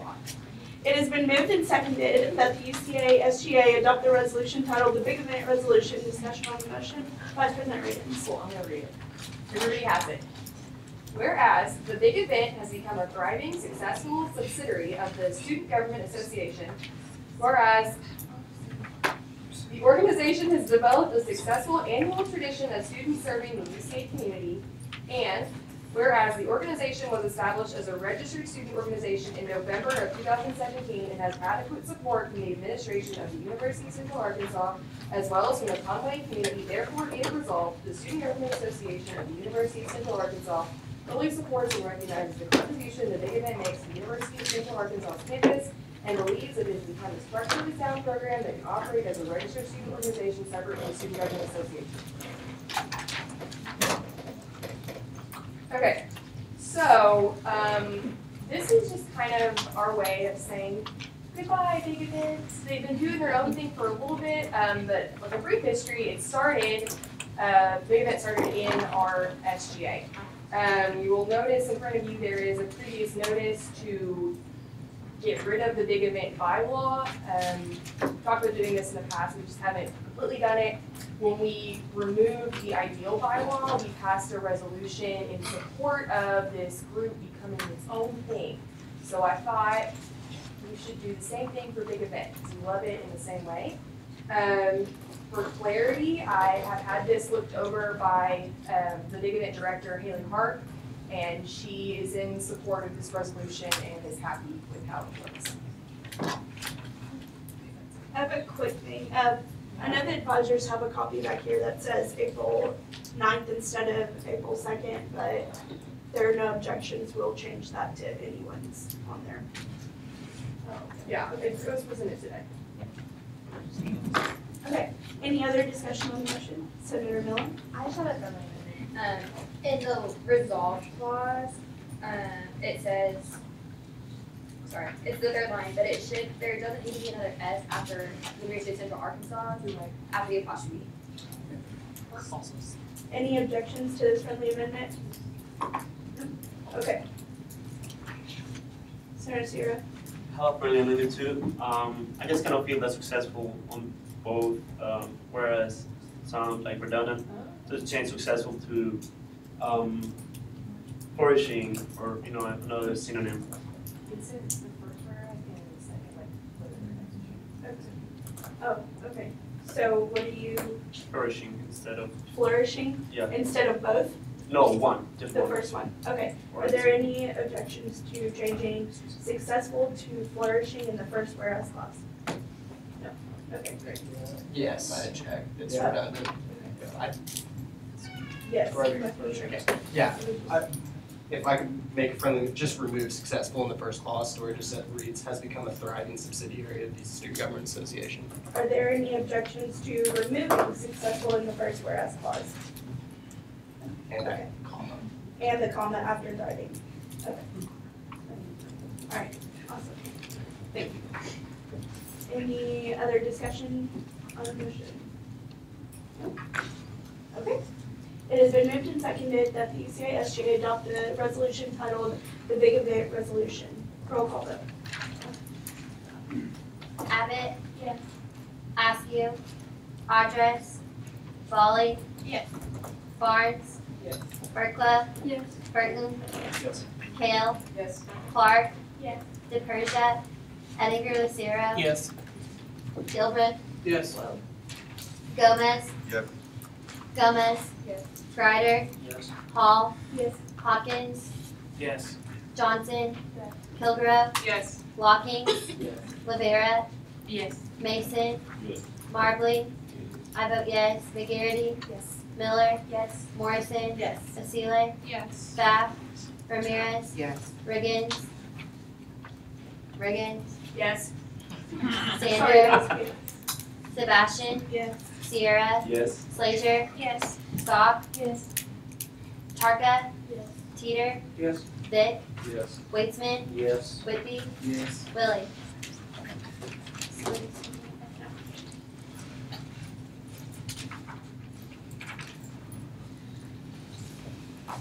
With 38 yeses, 0 noes, and 0 abstentions, the motion passes.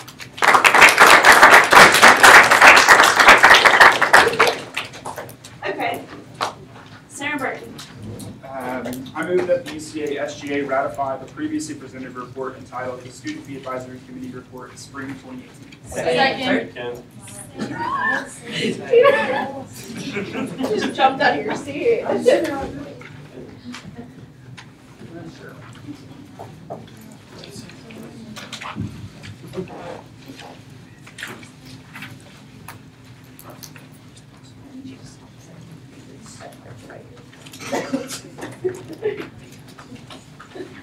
Okay, it has been moved and seconded that the UCA SGA ratify the previously presented report entitled Student Advisory Committee Report 3-2018. Discussion on the motion, Senator Burton. All right, you've all had a week to review the 6-page document that is the staff report for spring 2018. It's just in congruence with Vice President Newton's report. They are in support of modifying both the facilities, the technology, and the health services fee. Our report is also supported modifying a marginal increase of all three of those fees. And it also includes fees about the hyper and the library and the fine performing arts and all those good things. Any questions or concerns? Speak now, please. Any other discussion on the motion? No? Beautiful. Okay. It has been moved and seconded that the UCA SGA ratify the previously presented report entitled Student Fee Advisory Committee Report Spring 2018. Roll call vote. Abbott? Yes. Askew? Address? Foley? Yes. Barnes? Yes. Berkla? Yes. Burton? Yes. Kale? Yes. Clark? Yes. DePersia? Edgar Lucera? Yes. Gilbrick? Yes. Gomez? Yes. Gomez? Yes. Greider? Yes. Hall? Yes. Hawkins? Yes. Johnson? Yes. Kilgrove? Yes. Flockings? Yes. Lavera? Yes. Mason? Yes. Markwood? Yes. I vote yes. McGarity? Yes. Miller? Yes. Morrison? Yes. Basile? Yes. Bath? Ramirez? Yes. Riggins? Yes. Sander? Sebastian? Yes. Sierra? Yes. Slager? Yes. Stock? Yes. Tarka? Teeter? Yes. Vic? Yes. Weitzman? Yes. Whitby? Yes. Willie?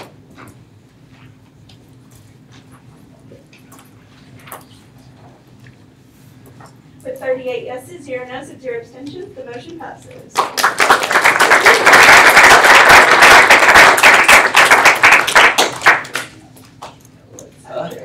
Okay, so before we get into some of these previous notices and motions from previous notices that were presented last week, just a few friendly reminders about debate. You cannot speak more than 2 times, and you cannot speak over 2 minutes at a time. And also please remember again to be respectful of your fellow senators, everything like that. And so, yes, with that, we will go into more new business. Senator Edgar Lucera. I move that the UCA SGA adopt the previous notice to change the requirements for academic college representatives to achieve better representation. Second.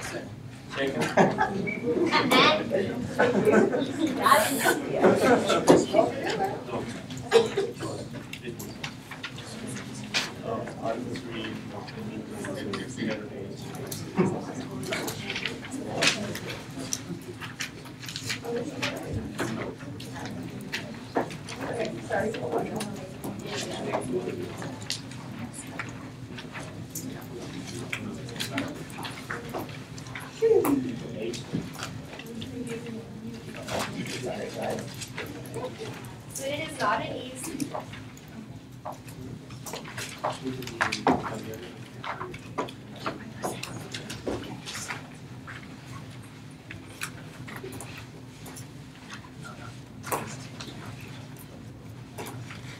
Okay.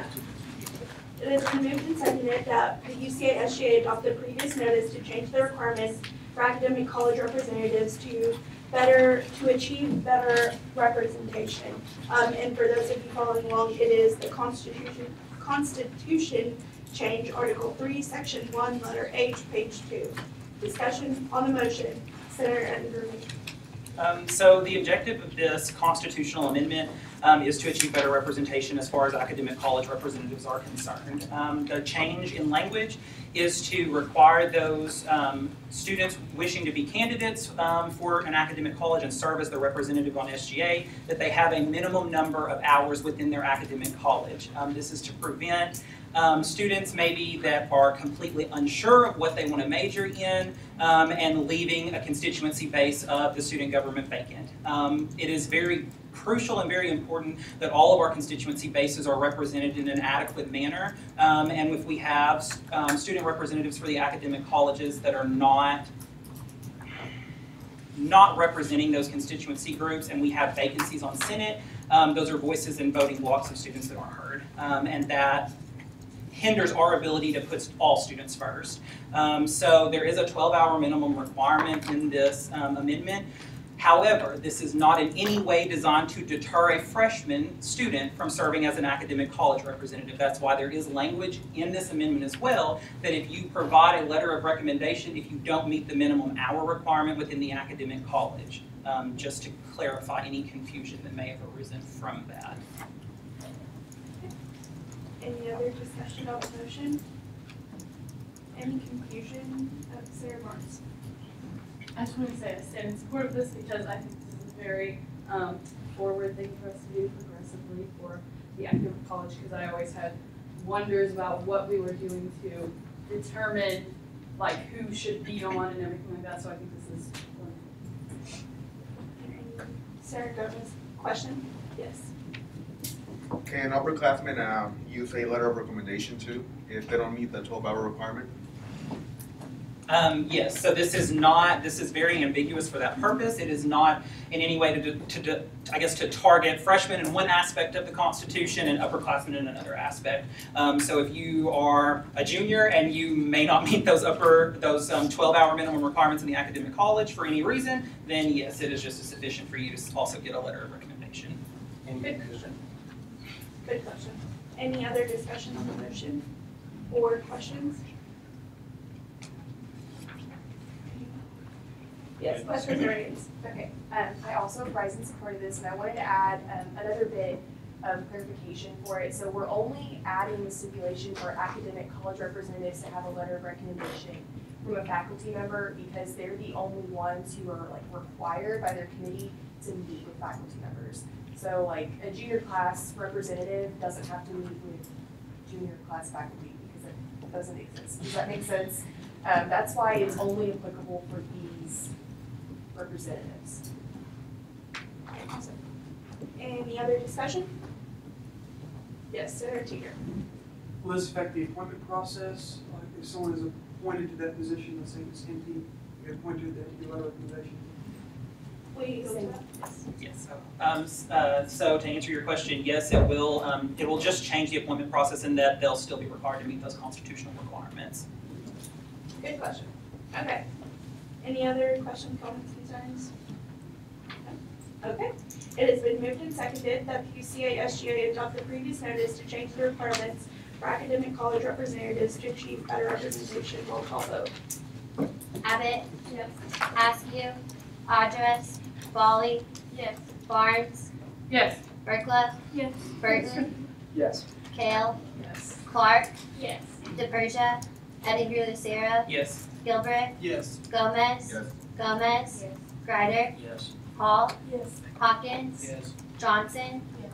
Kilgore? Yes. Walkings? Yes. Lavera? Yes. Mason? Yes. Marbley? I vote yes. McGarity? Yes. Miller? Yes. Morrison? Yes. Osile? Yes. Bath? Yes. Ramirez? Yes. Riggins? Yes. Sander? Yes. Sebastian? Yes. Sierra? Yes. Slager? Yes. Stock? Yes. Tarka? Yes. Teeter? Yes. Vic? Yes. Waitsman? Yes. Whitby? Yes. Willie?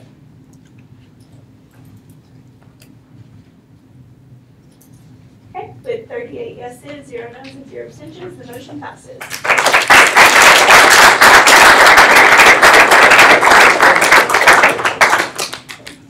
Okay. Sarah Morrison. Okay, I move in accordance with the SGA Constitution and SGA Special Rules of Order, we amend Article 2, Section 1, Letter A and B, Page 2, to raise the GPA requirement of a senator to set a precedent for future of educational excellence for future SGA. Second. You say Article 3 or 2? 3. Okay, sorry. Yeah, I have.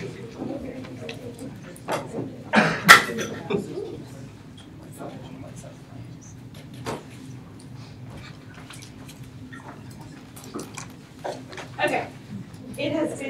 and seconded that in accordance with the SGA Constitution and SGA Special Rules of Order, we amend Article 3, Section 1, letter A through B, page 2, to raise the GPA requirement of the senator to set a precedent for the future of SGA. Discussion on the motion, Senator Morrison.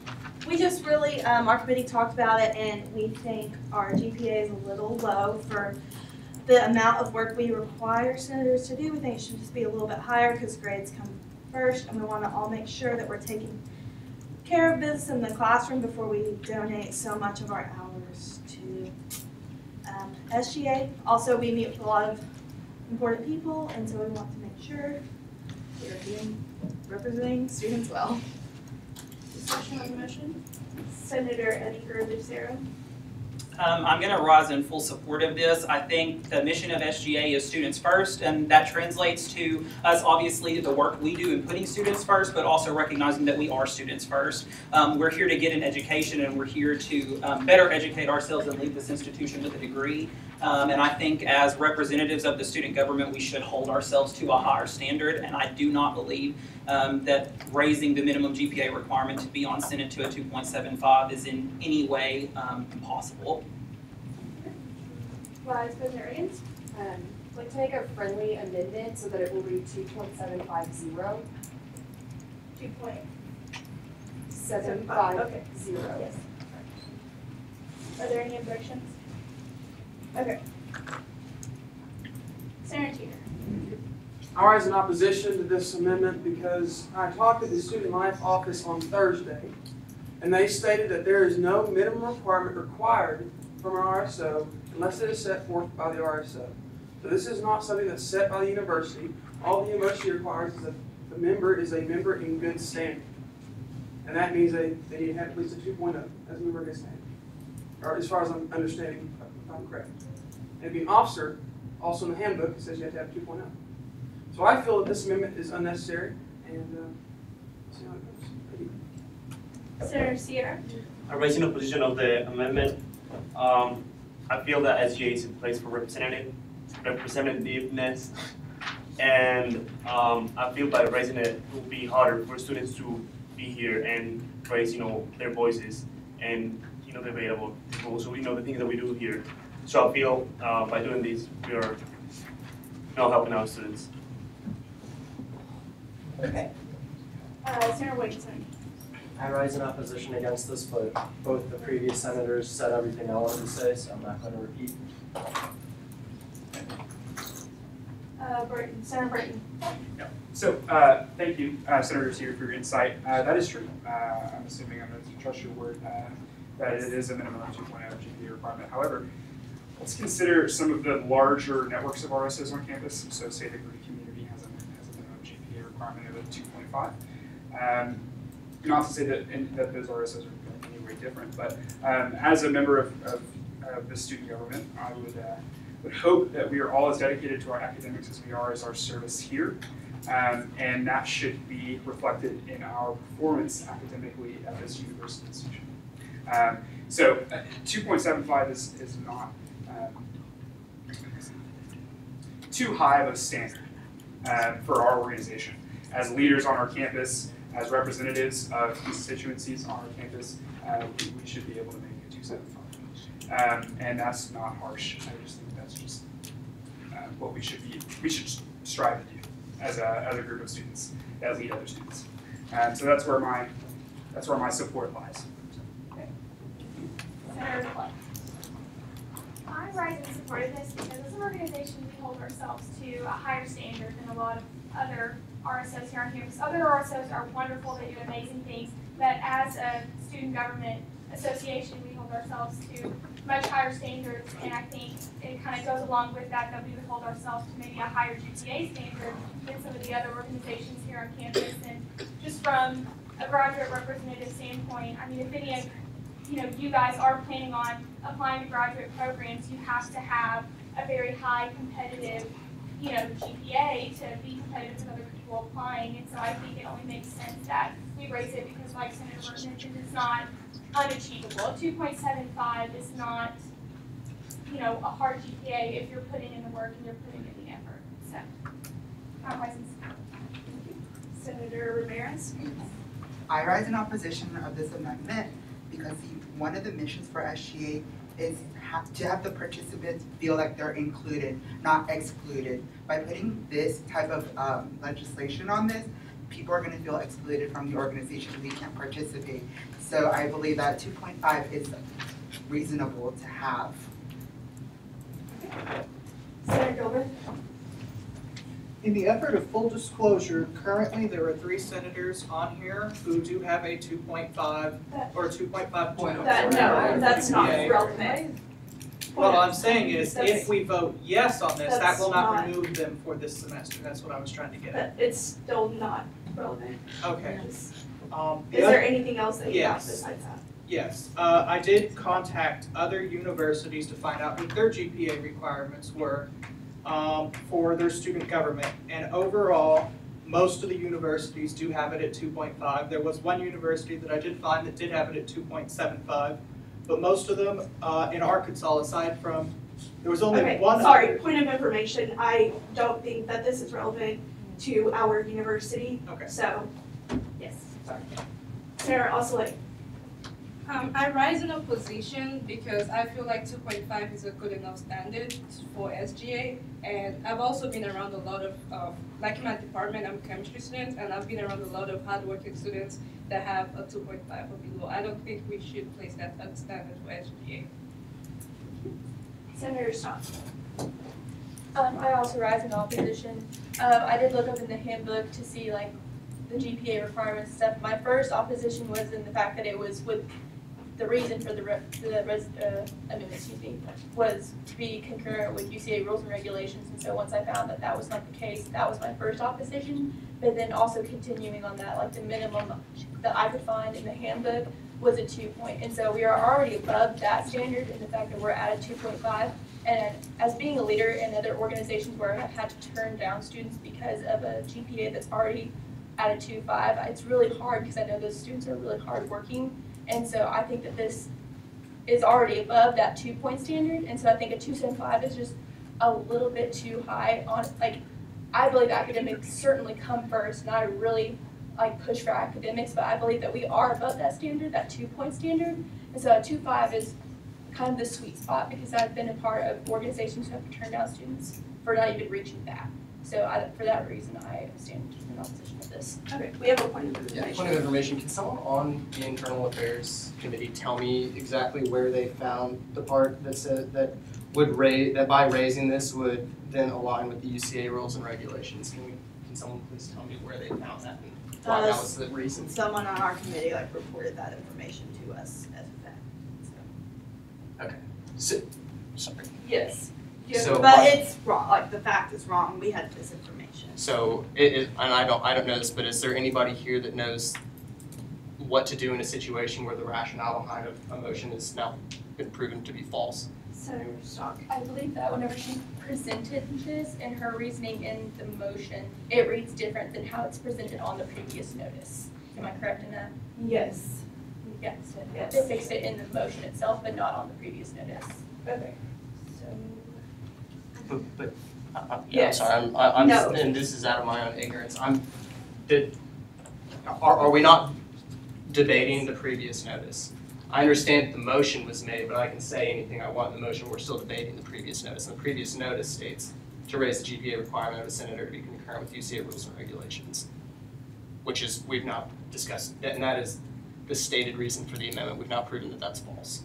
So I'm just curious if we even need to continue this debate or not, because this is not correct information. Yes, correct. Well, yes. A point of information.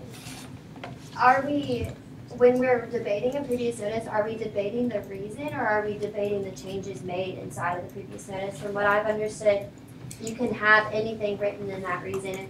It's a part of the previous notice for clarification, but from what I understand is that what we're debating and voting on are the section that says article with amendments, not necessarily the reason for the amendment. And I understand that it was presented differently, but I know that in previous notices in the past, we've had incorrect information in the reason for amendment, but because it wasn't controversial and no one really So that makes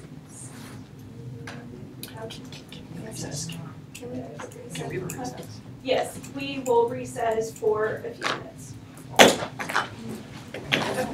I see what you're saying. Okay, right. So, from my understanding, and I know that that's happened in the past, granted, it technically shouldn't happen because if the reason is invalid, then there's no then there shouldn't be there shouldn't be a previous notice without the reason. If the reason is not correct, then it invalidates the whole thing. Does that make sense? So, and I know it's been incorrect in the past, it's supposed to be correct. I think because it was not controversial, it didn't. Nobody brought it up.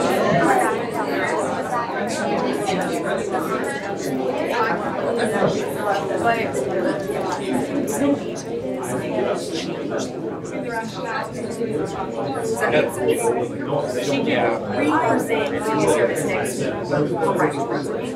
So if you want to, do it. But how do you undo that? Yeah, the thing is you can't. Yeah, this should be. This is. I mean, this is. If you think of a previous notice, this is like presenting like your final argument, and the argument is they didn't.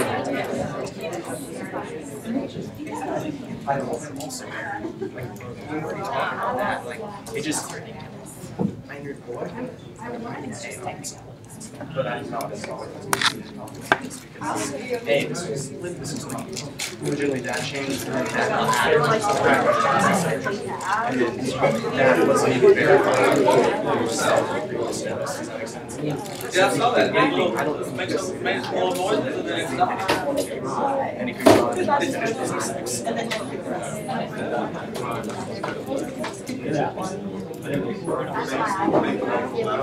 don't know.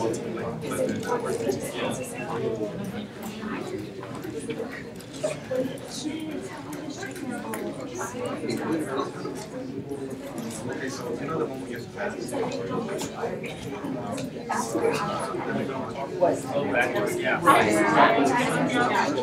But it goes in the records, and it's like a, okay, why is this the way that it is? And if we're dead, so to speak, we're no longer here to defend it, then they look back and say, this is that doesn't make sense. I would agree. I would agree. I wouldn't say that. The reason, I believe it says that more accessible education. Oh, that is correct. That is the process.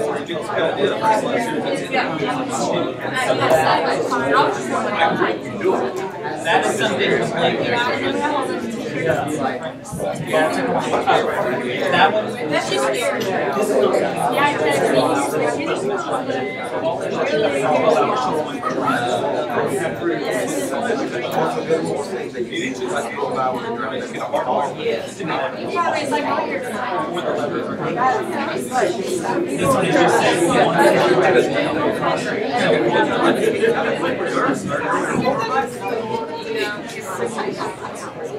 Oh, it's just like stuff like oh yeah, maybe that's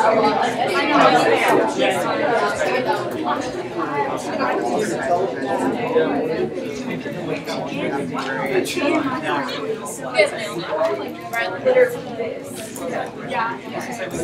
Do I need to write what I wrote?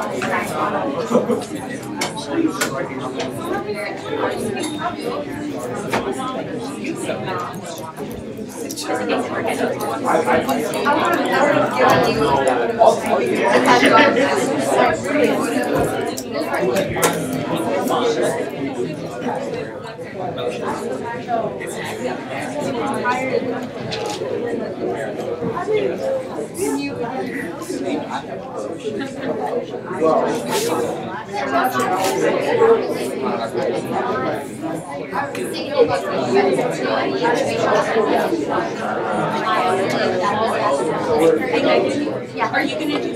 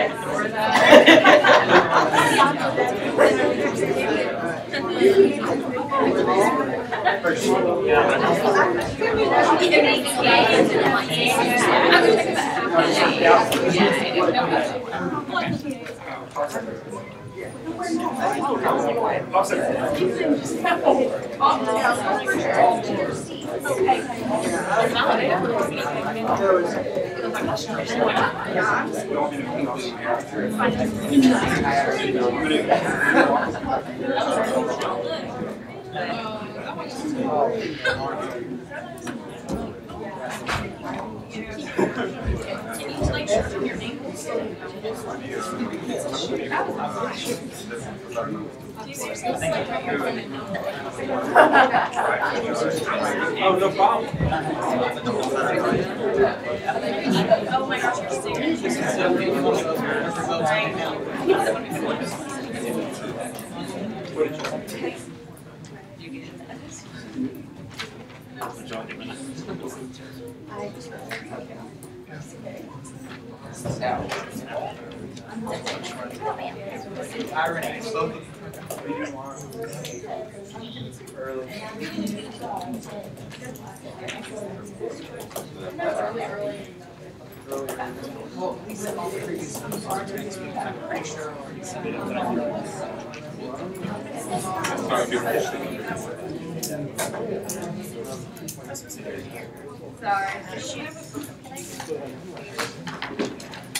Okay, Senate back in session.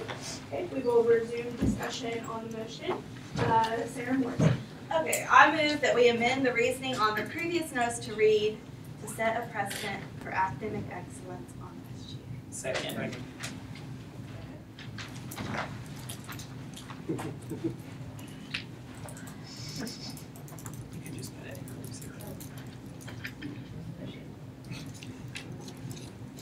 Yeah. Okay, it has been moved and seconded that we amend the reasoning on the previous notice to read to set a precedent for academic excellence on SGA. Discussion on the motion. Also, quick reminder, this is solely for the amendment to change the reasoning, not the motion itself. Sarah Morrison. Let's just fix the error, that's all. Any other discussion? Oh, yes, Vice President Powell. All right, I'm gonna try this real quick, but bear with me, I'm gonna make a friendly amendment, okay, to remove section A, number 1. Bear with me, because by removing that, it in no way changes the meaning of this. It's essentially like if something in the article said all senators are required to breathe air, and we decided to remove that because it is understood that we cannot operate as an RSO while still being below university standards. That's my friendly amendment. Are there any objections to this? Point of information. I don't. So. We'll try it. Okay. So wasn't Senator Morrison's just to remove that essentially, or was it to still keep it in before FAF is removing that from? No. Okay, sorry. No. Just wanted to clarify. That was, yes, confusion. Okay. So what Sarah Morrison amended, motion to amend was, yes, please pay attention or else you're gonna be confused, was to change the reason for amendment on the previous notice you got last week, said to raise the GPA requirement of the senator to be concurrent with UCA rules and regulations. Here is what Sarah Morrison motioned for it to read instead, to set a precedent for academic excellence on SGA. Okay, that's one thing. Second thing, Vice President Fav made a friendly amendment to remove this line at the very bottom under section 1A1 that says the GPA requirement for SGAs shall not be lowered below university or so standards. He gave the reasoning. Are there any objections? For information. Yeah. Do we have to vote for the her amendment first before? No, okay, so it's a friendly, All we're talking about is a friendly amendment. yes, we're only talking about this friendly amendment that Vice President Platt made. Are there any objections? Nope, okay, great. So now that is removed, and now we are talking about Sarah Morrison's amendment to change the reasoning. Any other discussion on the amendment? Senator Vick. I rise in opposition to this on the basis that the original reasoning that we now know was that it was to meet standards set forth at the university. We now know that these standards do not exist. So what was the initial reasoning to begin with for even setting this standard? Was it just to say that our RSO has higher grades than yours? The optics of it did not look well to me. So for that purpose there, our current 2.5 is above a 2.0. Therefore, we are above standards. And I think we should stick to what we've already got in place. Is there, yes, Senator Rivera. I have to rise in a position as well because even for housing, you have to have only a 2.5. Okay, so, sorry, point of clarification, right now we are solely discussing the reason. So do we want to change the reason for the motion from to be concurrent with UCA rules and regulations to set a precedent for academic excellence on SGA, which is what was stated in the original motion? That is the only thing that we are going back and forth between right now. Yes, there will be an opportunity once this passes or fails, we will then go on to the original motion. Yes. Any other discussion, confusion, questions? No? Okay. It has been moved and seconded that we amend the reasoning on the previous notice to read to set a precedent for academic excellence on SGA. Roll call vote. Abbott? Yes. Askew? Address? Bally? Yes. Barnes? Yes. Burklow? Yes. Burton? Yes. Kale? Yes. Clark? Yes. DePersia? Ettinger Lucero? Yes. Gilbert? Abstain. Gomez? Yes. Gomez. Greider? Yes. Hall? Yes. Hawkins? Yes. Johnson? Yes. Kildreth? Yes. Lockings? Yes. Lavera? Mason? Yes. Mason? What is it you want to say? Abstain. Marbley? I vote yes. McGarity? Yes. Miller? Yes. Morrison? Yes. Basile? Yes. Pfaff? Yes. Ramirez? Yes. Riggins? Yes. Sander? Sebastian? Yes. Sierra? No. Slager? Yes. Stock? Yes. Tarka? Yes. Teeter? Yes. Vick? No. Wakesman? Yes. Whitby? Yes. Willie?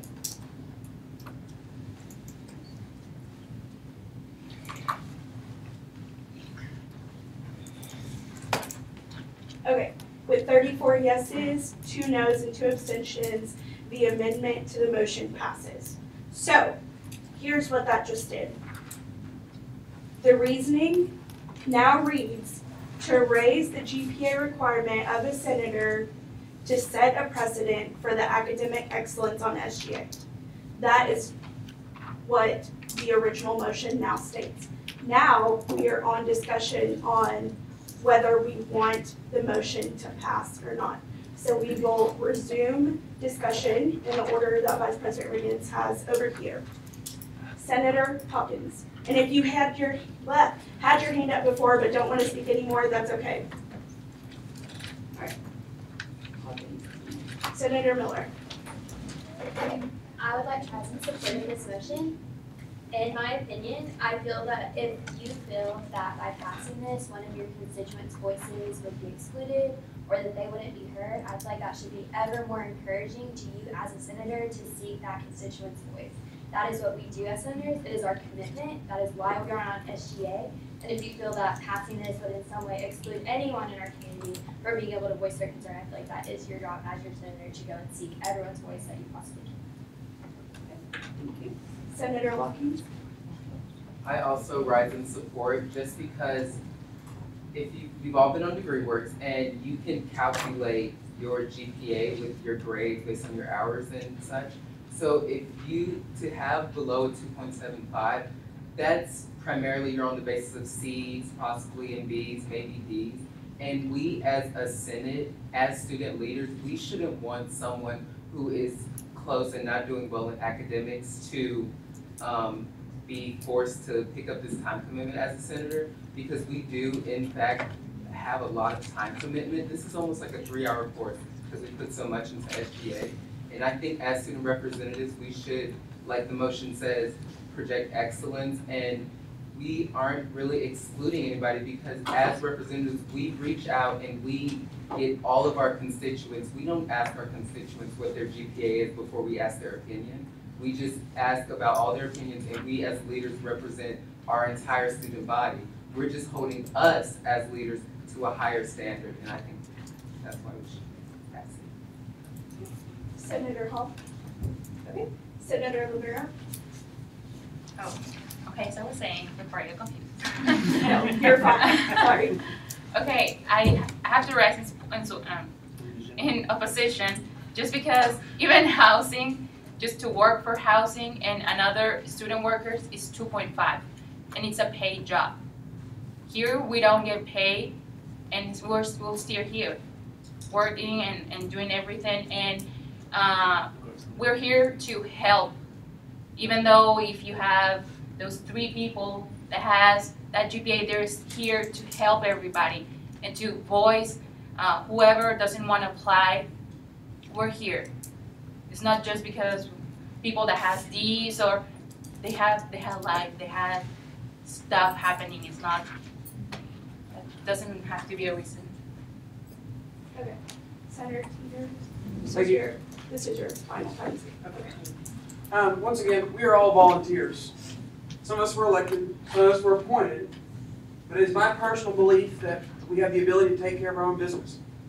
You should, if you think you can handle your academics, you think you can handle SGA at the same time, you know the time commitment, which hopefully they would before they sign up for elections or they sign up to be appointed, they should be able to take care of themselves. It's their decision, it's their freedom, it's their right. Thank you. Okay, Senator Watkins. And going to Senator Rivera's point, also Senator Teeter, this is a voluntary thing for you to do. If you can't uphold your academic integrity first, then you should want to focus on your academics instead of volunteering hours if you know you can't put all that you can into it. And we, as a student body and as an RSO, as SGA, we shouldn't want our fellow student, our fellow senator to be stressing about academics and stressing about coming to various meetings. So we shouldn't feel like we're excluding them. If my grades were dropping below like 2.75 or 2.5, I would personally withdraw from Senate because as Senator Morrison, Senator Edgar Lucero, and everybody who rises in support, we are students first before we are senators, and we should uphold that in our Constitution as well. Senator Vick. All right, once again, we'll rise up in opposition. We are all volunteers. If you feel personally that you're able to complete your work and volunteer in student government, then you have the right to do that. You have already met all standards that set forth for all RSO committees. You have all the grades that are required. Why are we an exception to that? If I want to be a person that is attending school and have a grade point average between a 2.5 and a 2.75 and still participate in student government, I should have that ability to do so. And also, I want some senators to be careful with the rhetoric coming out of here on that 2.6 does not necessarily put you below any type of academic class. Just to make sure that we're putting that out there as well. Yes, thank you. Yes, just another reminder, be respectful and be mindful of what you're saying during discussion. Okay. Senator Guerra, this is your second time to speak. So I read the petition again. I just want to say that it is exclusionary amendment just because we are like not allowing the students to participate in those elections or the interview process. So that is the part that is conflicting. So then they will have the voice to be here and speak for themselves and for their constituents. Okay, Vice President Michael. Okay, I rise in support of this motion. I do understand that by raising the GPA to 2.75, we are excluding a portion of the student body, but by already having a GPA of 2.5 above the minimum requirement, we're already excluding a part. And I think that it's being overlooked that although the majority of RSOs have a 2.5, a lot of RSOs choose to raise their GPA anyway to set a precedent. And I feel that not only would we be setting a precedent for our campus having a higher GPA, I feel like we would be setting one for the state as well, having the highest GPA of any student government association or similar governing body in the state. I feel that we are already light years ahead of other institutions in our state in student government, as well as our country, being able to go to conferences and see where we stand and how amazing our student government works. Being able to put a number behind it and say that we hold each other to a higher standard is very, I guess, prideful of something that UCA's SGA could have. And I think, I don't remember who said it, but a point was made that we are excluding a part, but we're already doing that. But being representatives on SGA, it's our job to not exclude anyone and anyone's voice. Just because you couldn't be the person physically sitting here to speak, that doesn't mean that your voice doesn't still get heard. And I feel like it's a necessary change to make for the future of SGA. Senator Edinburgh-Rosero. For a final time, I am going to rise in support of this. Just to reiterate what Senator Miller and Vice President McAfee have said, while we recognize that this may be excluding a population of students, we're already doing that with the 2.5. But recognize that we, as senators in this room, represent our constituents. We represent the student body at the University of Central Arkansas. And if you feel that their voices aren't being heard, that is your job as a representative. This is a voluntary position. You signed up for this, and it is your job to make sure that every student's voice on this campus is heard. And if that, simply because they do not meet a minimum GPA requirement, then that should give you even more empowerment to work hard on behalf of the student body and the individual constituencies that you represent. Okay. Senator Stockton. This is also your second time. Yes. Okay. Again, I'm going to rise into opposition because I believe that I've seen a lot of students come from a lot of different walks of life, and that if our RSO GPA is at 2 point and we are already excluding students at that 2.5, then I don't want to raise it to a 2.75 because we are only going to have that be even more students. And I understand that, like, yes, we already have that. So in my eyes, we already have a precedent at a 2.5. And I mean, if I was a student who had a 2.6 my first semester, and I wanted to try to get more involved because I thought that that was going to drive me to do better in the classroom, I wouldn't want to join something like SGA so that it could give me the push and the drive to do something like that. And if it's a 2.75, then I don't have that opportunity yet. Sorry, hold on. I was just pointing that out. Senator Ramirez. Yes. This is my last time speaking. I still rise for opposition for this. So my reasoning for the second part is, are we valuing our reputation over the student influence? Are we valuing the reputation over the service that we provide for the students to participate for organizations such as SGA? By raising up the GPA to 2.75, we are excluding the that kind of level of organizations such as the students who want to participate. And so I just think that we're just really valuing reputation over the services that SGA provides as a participant for the RSO. And with that, I stand down. Yes, that was your final time. Senator Hall, this is also your second time. I would just like to point out that concurrent credit also goes into your college GPA, so if you're, does not? No. Oh, sorry. No, it's okay. just came into my, never mind. It's only UCA. It's only UCA credit. Yes. I'll let you guys, everyone. After you're done. Yes. Okay, Senator Clark, this is also your second. Yes.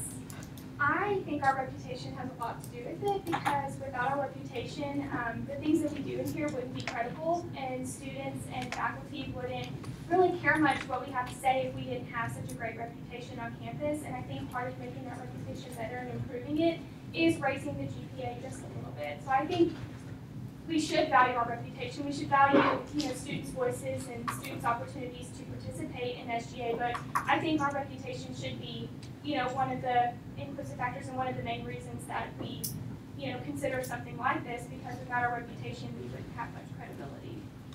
Okay. Also, another, not just because of you, Senator Clark, just another friendly reminder, be sure you're being respectful, not talking to each other or anything like that, just before it happens. Senator Waitsman, this is also your second time. Yeah, so saying that we're already limiting people, so we should just raise it anyways, because we're limiting anyways, is wrong. And the fact that we should hold ourselves up to a higher standard, we already do that by the way we dress, by the way we get involved with this campus, and the way we try to reach out to people. We shouldn't just limit who should be on council. The people here show that they're holding themselves up to a higher standard and showing that they care just being here. Senator Ossoy, this is also your second time. I rise in opposition again because I feel like there are students with 2.5 to 2.75 GPA that are trying to improve their other areas of improvement, and I don't think SGA should exclude those students because they have a lower GPA. Senator Burton, this is also your second time. So I'm again gonna rise in support, but here's why. So we are representatives of students, yes. But I would say that since we're students first, we're also representative of academic excellence. That's one of the core values of our institution, of some of the organizations on campus. And if scholarships can exclude people from monetary incentives to do well in school, and we're also in support, and we should be representing academic excellence, I think we have the ability to also exclude a certain population from our business here. Because of what we stand for, and that is excellent academic excellence. I agree. I completely know that we do have a 2.5 as opposed to a 2, but that was changed several years ago, and it was lowered. And I don't know the reasoning, but I feel like if it was already at a 2.75 or whatever the previous GPA was, there's no reason for it to not be there again, and perhaps be reflective of our values of academic excellence. Point of information, is there any kind of proof that it was once at a 2.75 that we can see? Yes, Vice President Pfaff. I am proof it was once a 2.75. It also happened my freshman year. Can also, sorry, point of information, can we get some kind of backstory as to why it was lowered?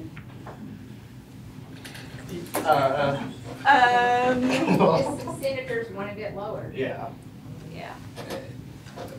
That's all we know. That? Vice President Pfaff, do you have any other additional? Sorry. Is this me yielding to a question?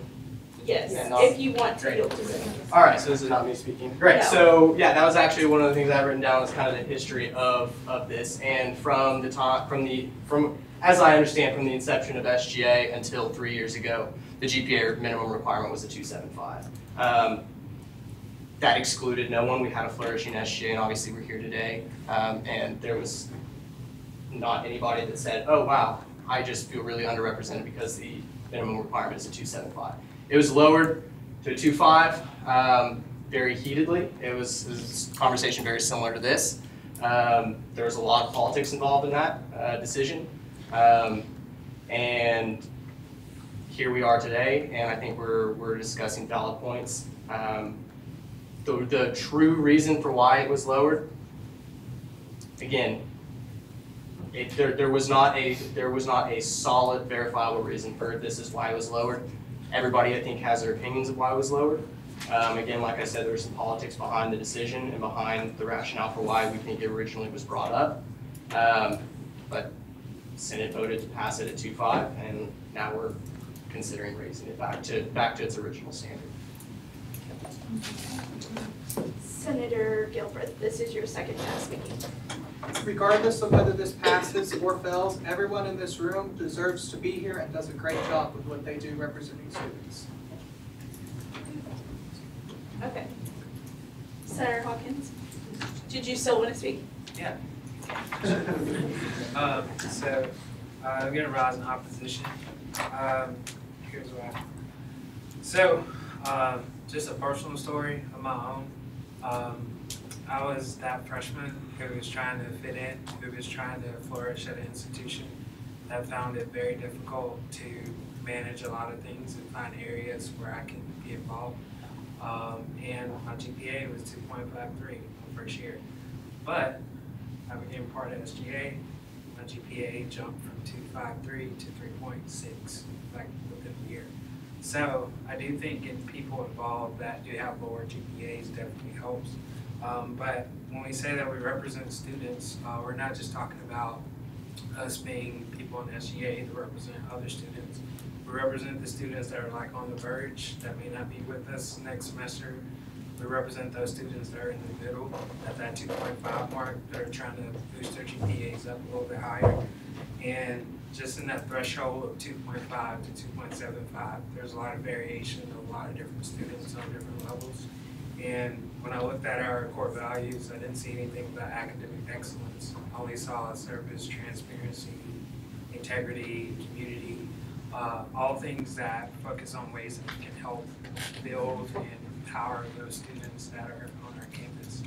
And when we give students that platform and that ability to grow and be a part of an organization that accepts them where they are on the 2.5 and focus on ways that they can help them grow, I believe that's really what SGA is about.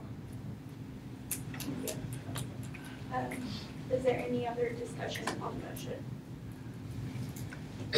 Vice President Powell. Great. Yeah, so I kind of addressed at least a small portion of my point. I absolutely rise in support of this, and I have thoroughly enjoyed listening to all of you because I think, especially the point that Senator Hawkins made, is a fantastic point.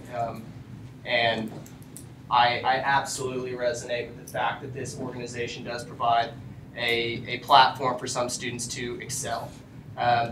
I think that what we are doing here is we're talking about the threshold being excellence. And again, I think that that's the rationale behind what we just voted on previously, is that our threshold is we are excellence. We start above the rest and we perform and outperform every other organization. And that goes in everything that we do. And all that this is doing is saying that the largest reason why we're here is we are students and we are excellent students. And if we're to be taken at the utmost seriousness as an organization, then every aspect of our Constitution and what we do should reflect that. I think that in regards to inclusion, exclusion, we're not including or excluding any differently than we are. I understand that it's a 6.25% increase in the actual GPA range, but remember that, while we absolutely support in every way the inclusion of every student in the conversation of SGA, there's a very limited number of seats here, and by definition, we exclude people. I do not think that as a debatable point that we can really consider inclusion and exclusion, simply for that reason, because yes, this is, again, excluding a small portion of people. And through that change from 6.5 to 6, or from 2.5 to 2.75, yeah, there are some marginalized students that will not be allowed to now run for this position. That does not mean we are saying, no, we don't ever want you to serve on. We are simply saying, when you've decided that, or when you have achieved the point of excellence that we hold all of our Senate to, we would love to welcome you in here. And we would love to continue to show you the support and continue to show you the excellence that we now founded our senators on. Am I the last person? Yes. So you want to use this as your second one? So, again, I mean, I encourage y'all to, I myself have battled back and forth in support and opposition to this. I know I've talked about support. There are a lot of fantastic points that were raised.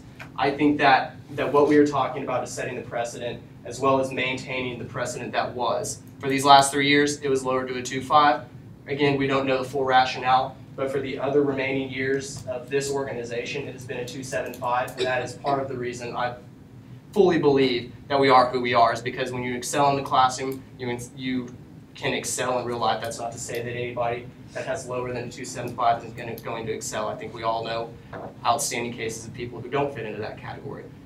But we're not here to determine that for an individual. Right now, what we're saying is we're setting the reputation, and we want our senators to reflect not only excellence, but we want them to reflect SGA in an excellent way. So, any other discussion? Okay.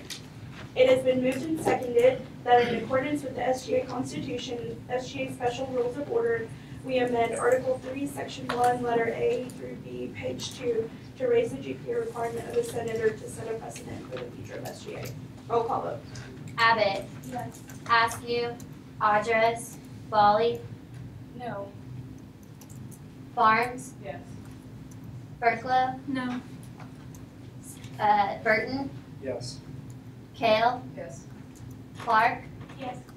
DePersia. Eddinger Lucero. Yes. Gilbreth. No. Gomez. No. Gomez. No. Greider. No. Hall. Yes. Hopkins. No. Johnson. No. Kilgrove. No. Walkings. Yes. Rivera. No. Mason. No. Marbley. No. I vote yes. McGarity. No. Miller. Yes. Morrison. Yes. Osile. No. Bath. yes. Ramirez. No. Riggins. Yes. Sander. Sebastian. No. Sierra. No. Slager. Yes. Stock.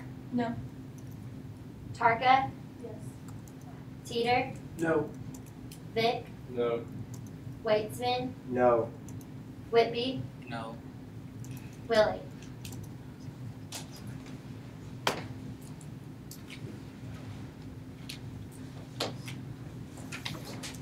Okay.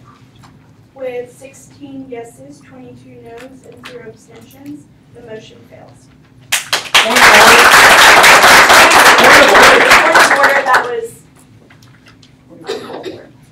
Okay, I do want Dr. Tarka to say something for a minute. Senate is still in session, please cut the side conversations. Yeah, right. So one of my responsibilities is to make sure that everybody running for office meets all of the qualifications stipulated in the Constitution. So that's like hours they have, and so hours stand and so on. And also that senators that are serving continue to meet those standards. So the committee asked me how many people, how is this change going to impact the Senate if it was to pass?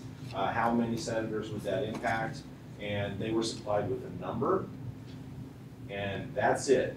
They were not given anybody's name. I do not disclose anybody's breakpoint information. So please, I want you to be rest assured that nobody's personal information was given out. This was just a digit. That was it. Okay. and also to add something on that, that goes the same for us. Even the other advisors don't know. So if you feel uncomfortable by that at any point, like we don't know who has what GPA. I don't even know what they have. So I just want to say that this was a heated debate, obviously, and I'm proud of y'all for being respectful. This is what I expect all of y'all, and y'all truly showcase that. This will happen. This is not the first year that a heated argument has happened. In my 4 years, we've had plenty of those discussions. Sorry, so please don't get discouraged by that at all. This is what we're here for, and as student leaders, this means that we're doing our job. So don't leave this meeting feeling discouraged or down or anything like that. And also, please continue, even if someone has differing opinions than you do, please don't let that affect anything. Talk with them, talk it out if you need to. This is not a, oh, I don't like you because you said this type thing. We're adults, and again, this is the job that we signed up to do, and we are doing it. So I just wanted to say that I'm very proud of y'all for remaining respectful and having a healthy discussion. So, okay, now we will resume new business. Is there any other new business? Senator Martley. I actually have a question that maybe Senator Birdie or President Lalu can answer. Okay. What was the purpose of the point of order? Because, like, when motions pass and everything, people clap because that's what they're agreeing with. But then when they fail, they can, I didn't understand, like, why they couldn't clap for it. Yes, I'm going to let Vice President. We applaud in the affirmative of something passing and not applaud in, like, the negation of something failing. Does that make sense? We applaud the positive things that we do and not like a failure. So like we don't make motions to not do something, we make motions to do something. Okay. Applause should follow the passage of something. Okay, so applause is like follow the passage, not the personal like, opinion of what you were saying. Yeah. Yes. Yeah. Not saying that the motion wasn't a positive thing, it was just, it failed. Yes. So instead of passing. The applause could be construed as applauding the failure of something. Yes. Okay. Does that make sense? Yeah. Yes, good question. Thank you. Okay. New business. Senator Gilbert. In accordance with the SGA Constitution, notice is hereby given that the following bylaw B, Article 2, Section 1, pages 15 through 16, in order to update the Constitution to reflect the practices of SGA. Okay. Awesome. Yes. Senator Edingrove Lucero. In accordance with the SGA Constitution, notice is hereby given that the following bylaw amendment to bylaw D, Article 3, Sections 1 and 2, pages 21 and 22, will be considered at the next regularly scheduled meeting on April 9, 2018 to update the Constitution to reflect practices. Sorry. Okay. Senator Lockings. I'm going to let you go first. In accordance with the SGA Constitution and SGA Special Rules of Order, notice is hereby given that the following Constitution bylaw amendment will be considered at the next regularly scheduled SGA meeting on April 9, 2018. Bylaw A, Article 1, Section 1, pages 11 through 12. Reason for amendment to update the Constitution to reflect the practices of SGA. Okay. Senator Gilbert. In accordance with the SGA Constitution, notice is hereby given that the following bylaw B, Article 3, page 16, in order to reflect the practices of SGA. Okay. Any other new business? Senator Tarka. In accordance with the SGA Constitution and SGA Special Rules of Order, notice is hereby given that the following bylaw amendment will be considered at the next regular special SGA meeting on April 9th. Bylaw I, pages 29 through 31, to update the Constitution. Anything? Okay. Okay. Yes, Vice President. Sorry, so these are the ones that you don't have in front of you. I'm going to do these now. Okay, in accordance with the SGA Constitution and SGA Special Rules of Order, notice is hereby given that the following Constitution bylaw amendment will be considered at the next regularly scheduled SGA meeting on April 9, 2018. Constitution, Article 3, Section B, page 2, and this will be emailed to you. Oh, for the reason to fix spelling errors. Any other new business?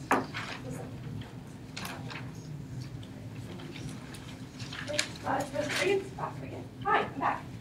Okay, in accordance with the SGA Constitution and SGA Special Rules of Order, notice is hereby given that the following bylaw amendment will be considered at the next regularly scheduled meeting, April 9, 2018. Bylaw F, pages 27 through 28, to update the Constitution to reflect the practices of SGA and the history of the Marlene Youth Resource Center. Okay. I will also email that to you. Wait, I think that one. Oh, was you already- have, some of you have that. That one was, yeah, that one was already presented. Yes, bylaw F. Okay. Okay. Vice President Reagan. Cool. Okay. I'm just gonna say, bylaw H, page 29, to update the Constitution to reflect the history of ideal.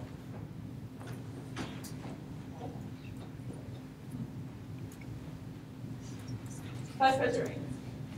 Okay, this one is bylaw G, pages 28 through 29, to update the Constitution to reflect the practices of SGA. Okay.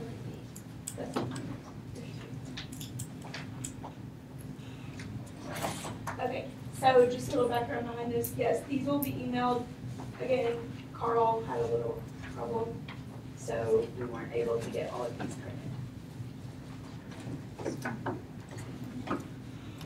So we're making sure we don't miss them.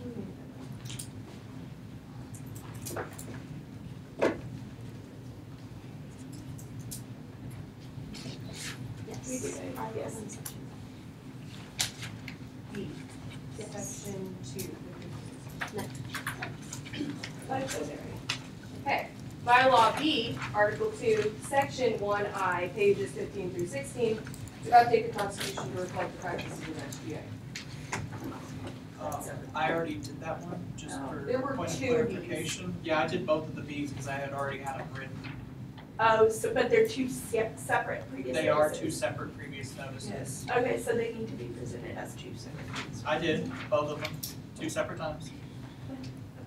Just for clarification. Sorry, there's a lot going on up here, please forgive us. Okay. You have it. It's just a lot. Yeah.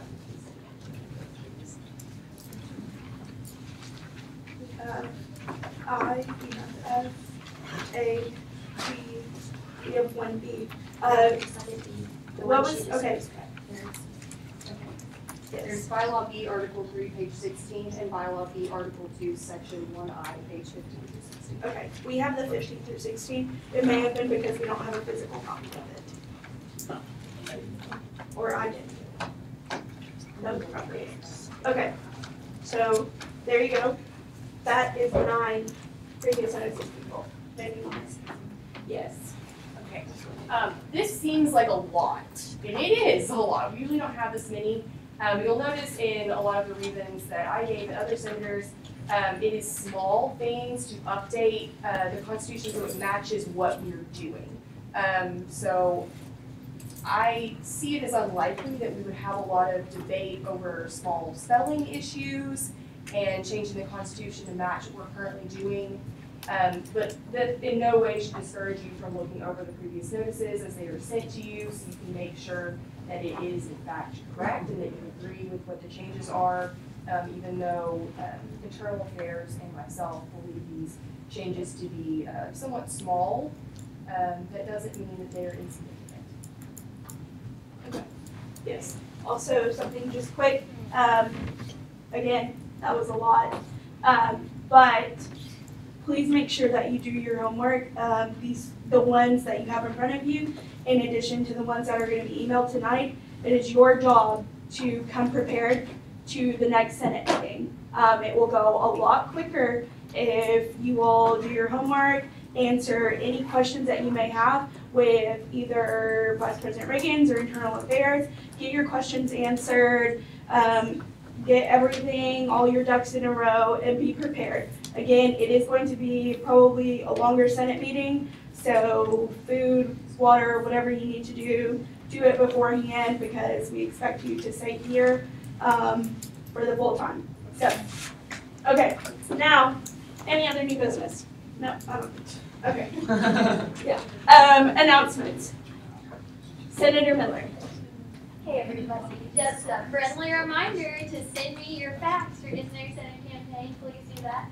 Also, shameless plug, I have to do a survey for my marketing research class, and so many of you probably got it in your email, but mine is the cinema survey. So please take it. You might win a gift card to Chick-fil-A. So cool. Thank you. It takes 3 minutes. Okay, good night. Senator Lockings. All right, echoing Senator Miller, please send the Meet Your Senator, preferably tonight, because now we're trying to do like 2 or 3 posts when we post, so we can make sure everybody gets their spotlight before we're out of session for this semester. So send it, or you'll get passed over. We don't want that.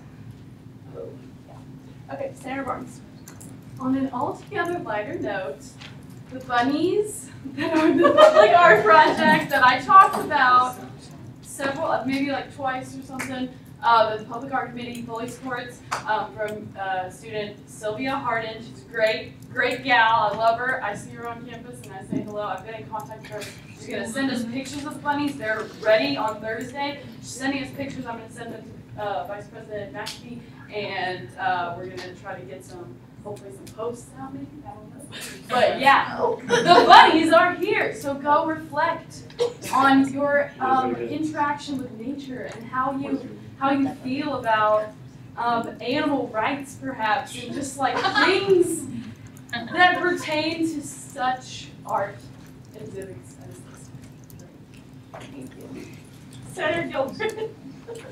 So, actually found out today, one of my friends who is a UCA student, Abby Russian, was recently diagnosed with cancer. Her mother recently passed away a few years ago from cancer as well, and from what I've heard, it is pretty aggressive. So if you see Abby Russian, she's a tri-sig, just be sure to talk to her, and Relay for Life is collecting donations to help fund chemo for her. So. Vice President Reed. Rules and ethics, instead of kicking everybody out of chambers, because it tends to take a while, we're going to cram into my office real quick.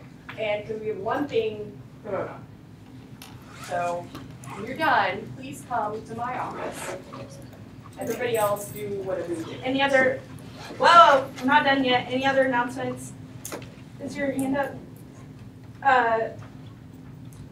Ms. Shar has one. Ms. Shaw, you're up. I know it's been a long evening. I want to first of all commend all of y'all because y'all done a great job. Really good debate, very good job. Second thing I want to say is I had the privilege of accompanying 50 students to New Orleans for Bare Boots on the Ground, and I just want to tell you, y'all funded a great deal of money to help offset the cost, and the students were amazing. We did things like sort beads and recycle Mardi Gras beads to help people with disabilities. We planted cypress trees in the wetlands of New Orleans. We worked at a food pantry. We volunteered in an elementary school, and our students kicked butt. And one professor that we worked for, his name was Dr. Boyer, is a retired professor from LSU. And when we got ready to leave that afternoon, he told me, he said, you know, some students are good and some are gooder. He said, UCA students are good. And so I'm very proud to be from this institution, and I'm very proud to work with an organization that helps students have the means to experience what they experience. So y'all left your mark in New Orleans, and I just wanted to thank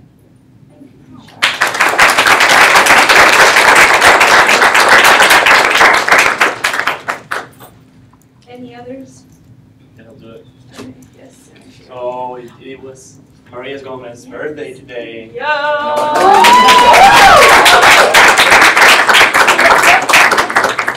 Ready, set, go. Happy birthday to you. Happy birthday to you. Happy birthday, dear Maria. Happy birthday to you.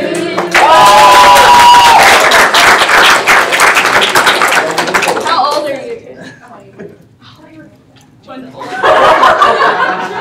No, she's going to say 21. Yes. Okay. All right. On that note, everyone go celebrate Sarah, not Gomez's birthday. Rosanette! Hey, John.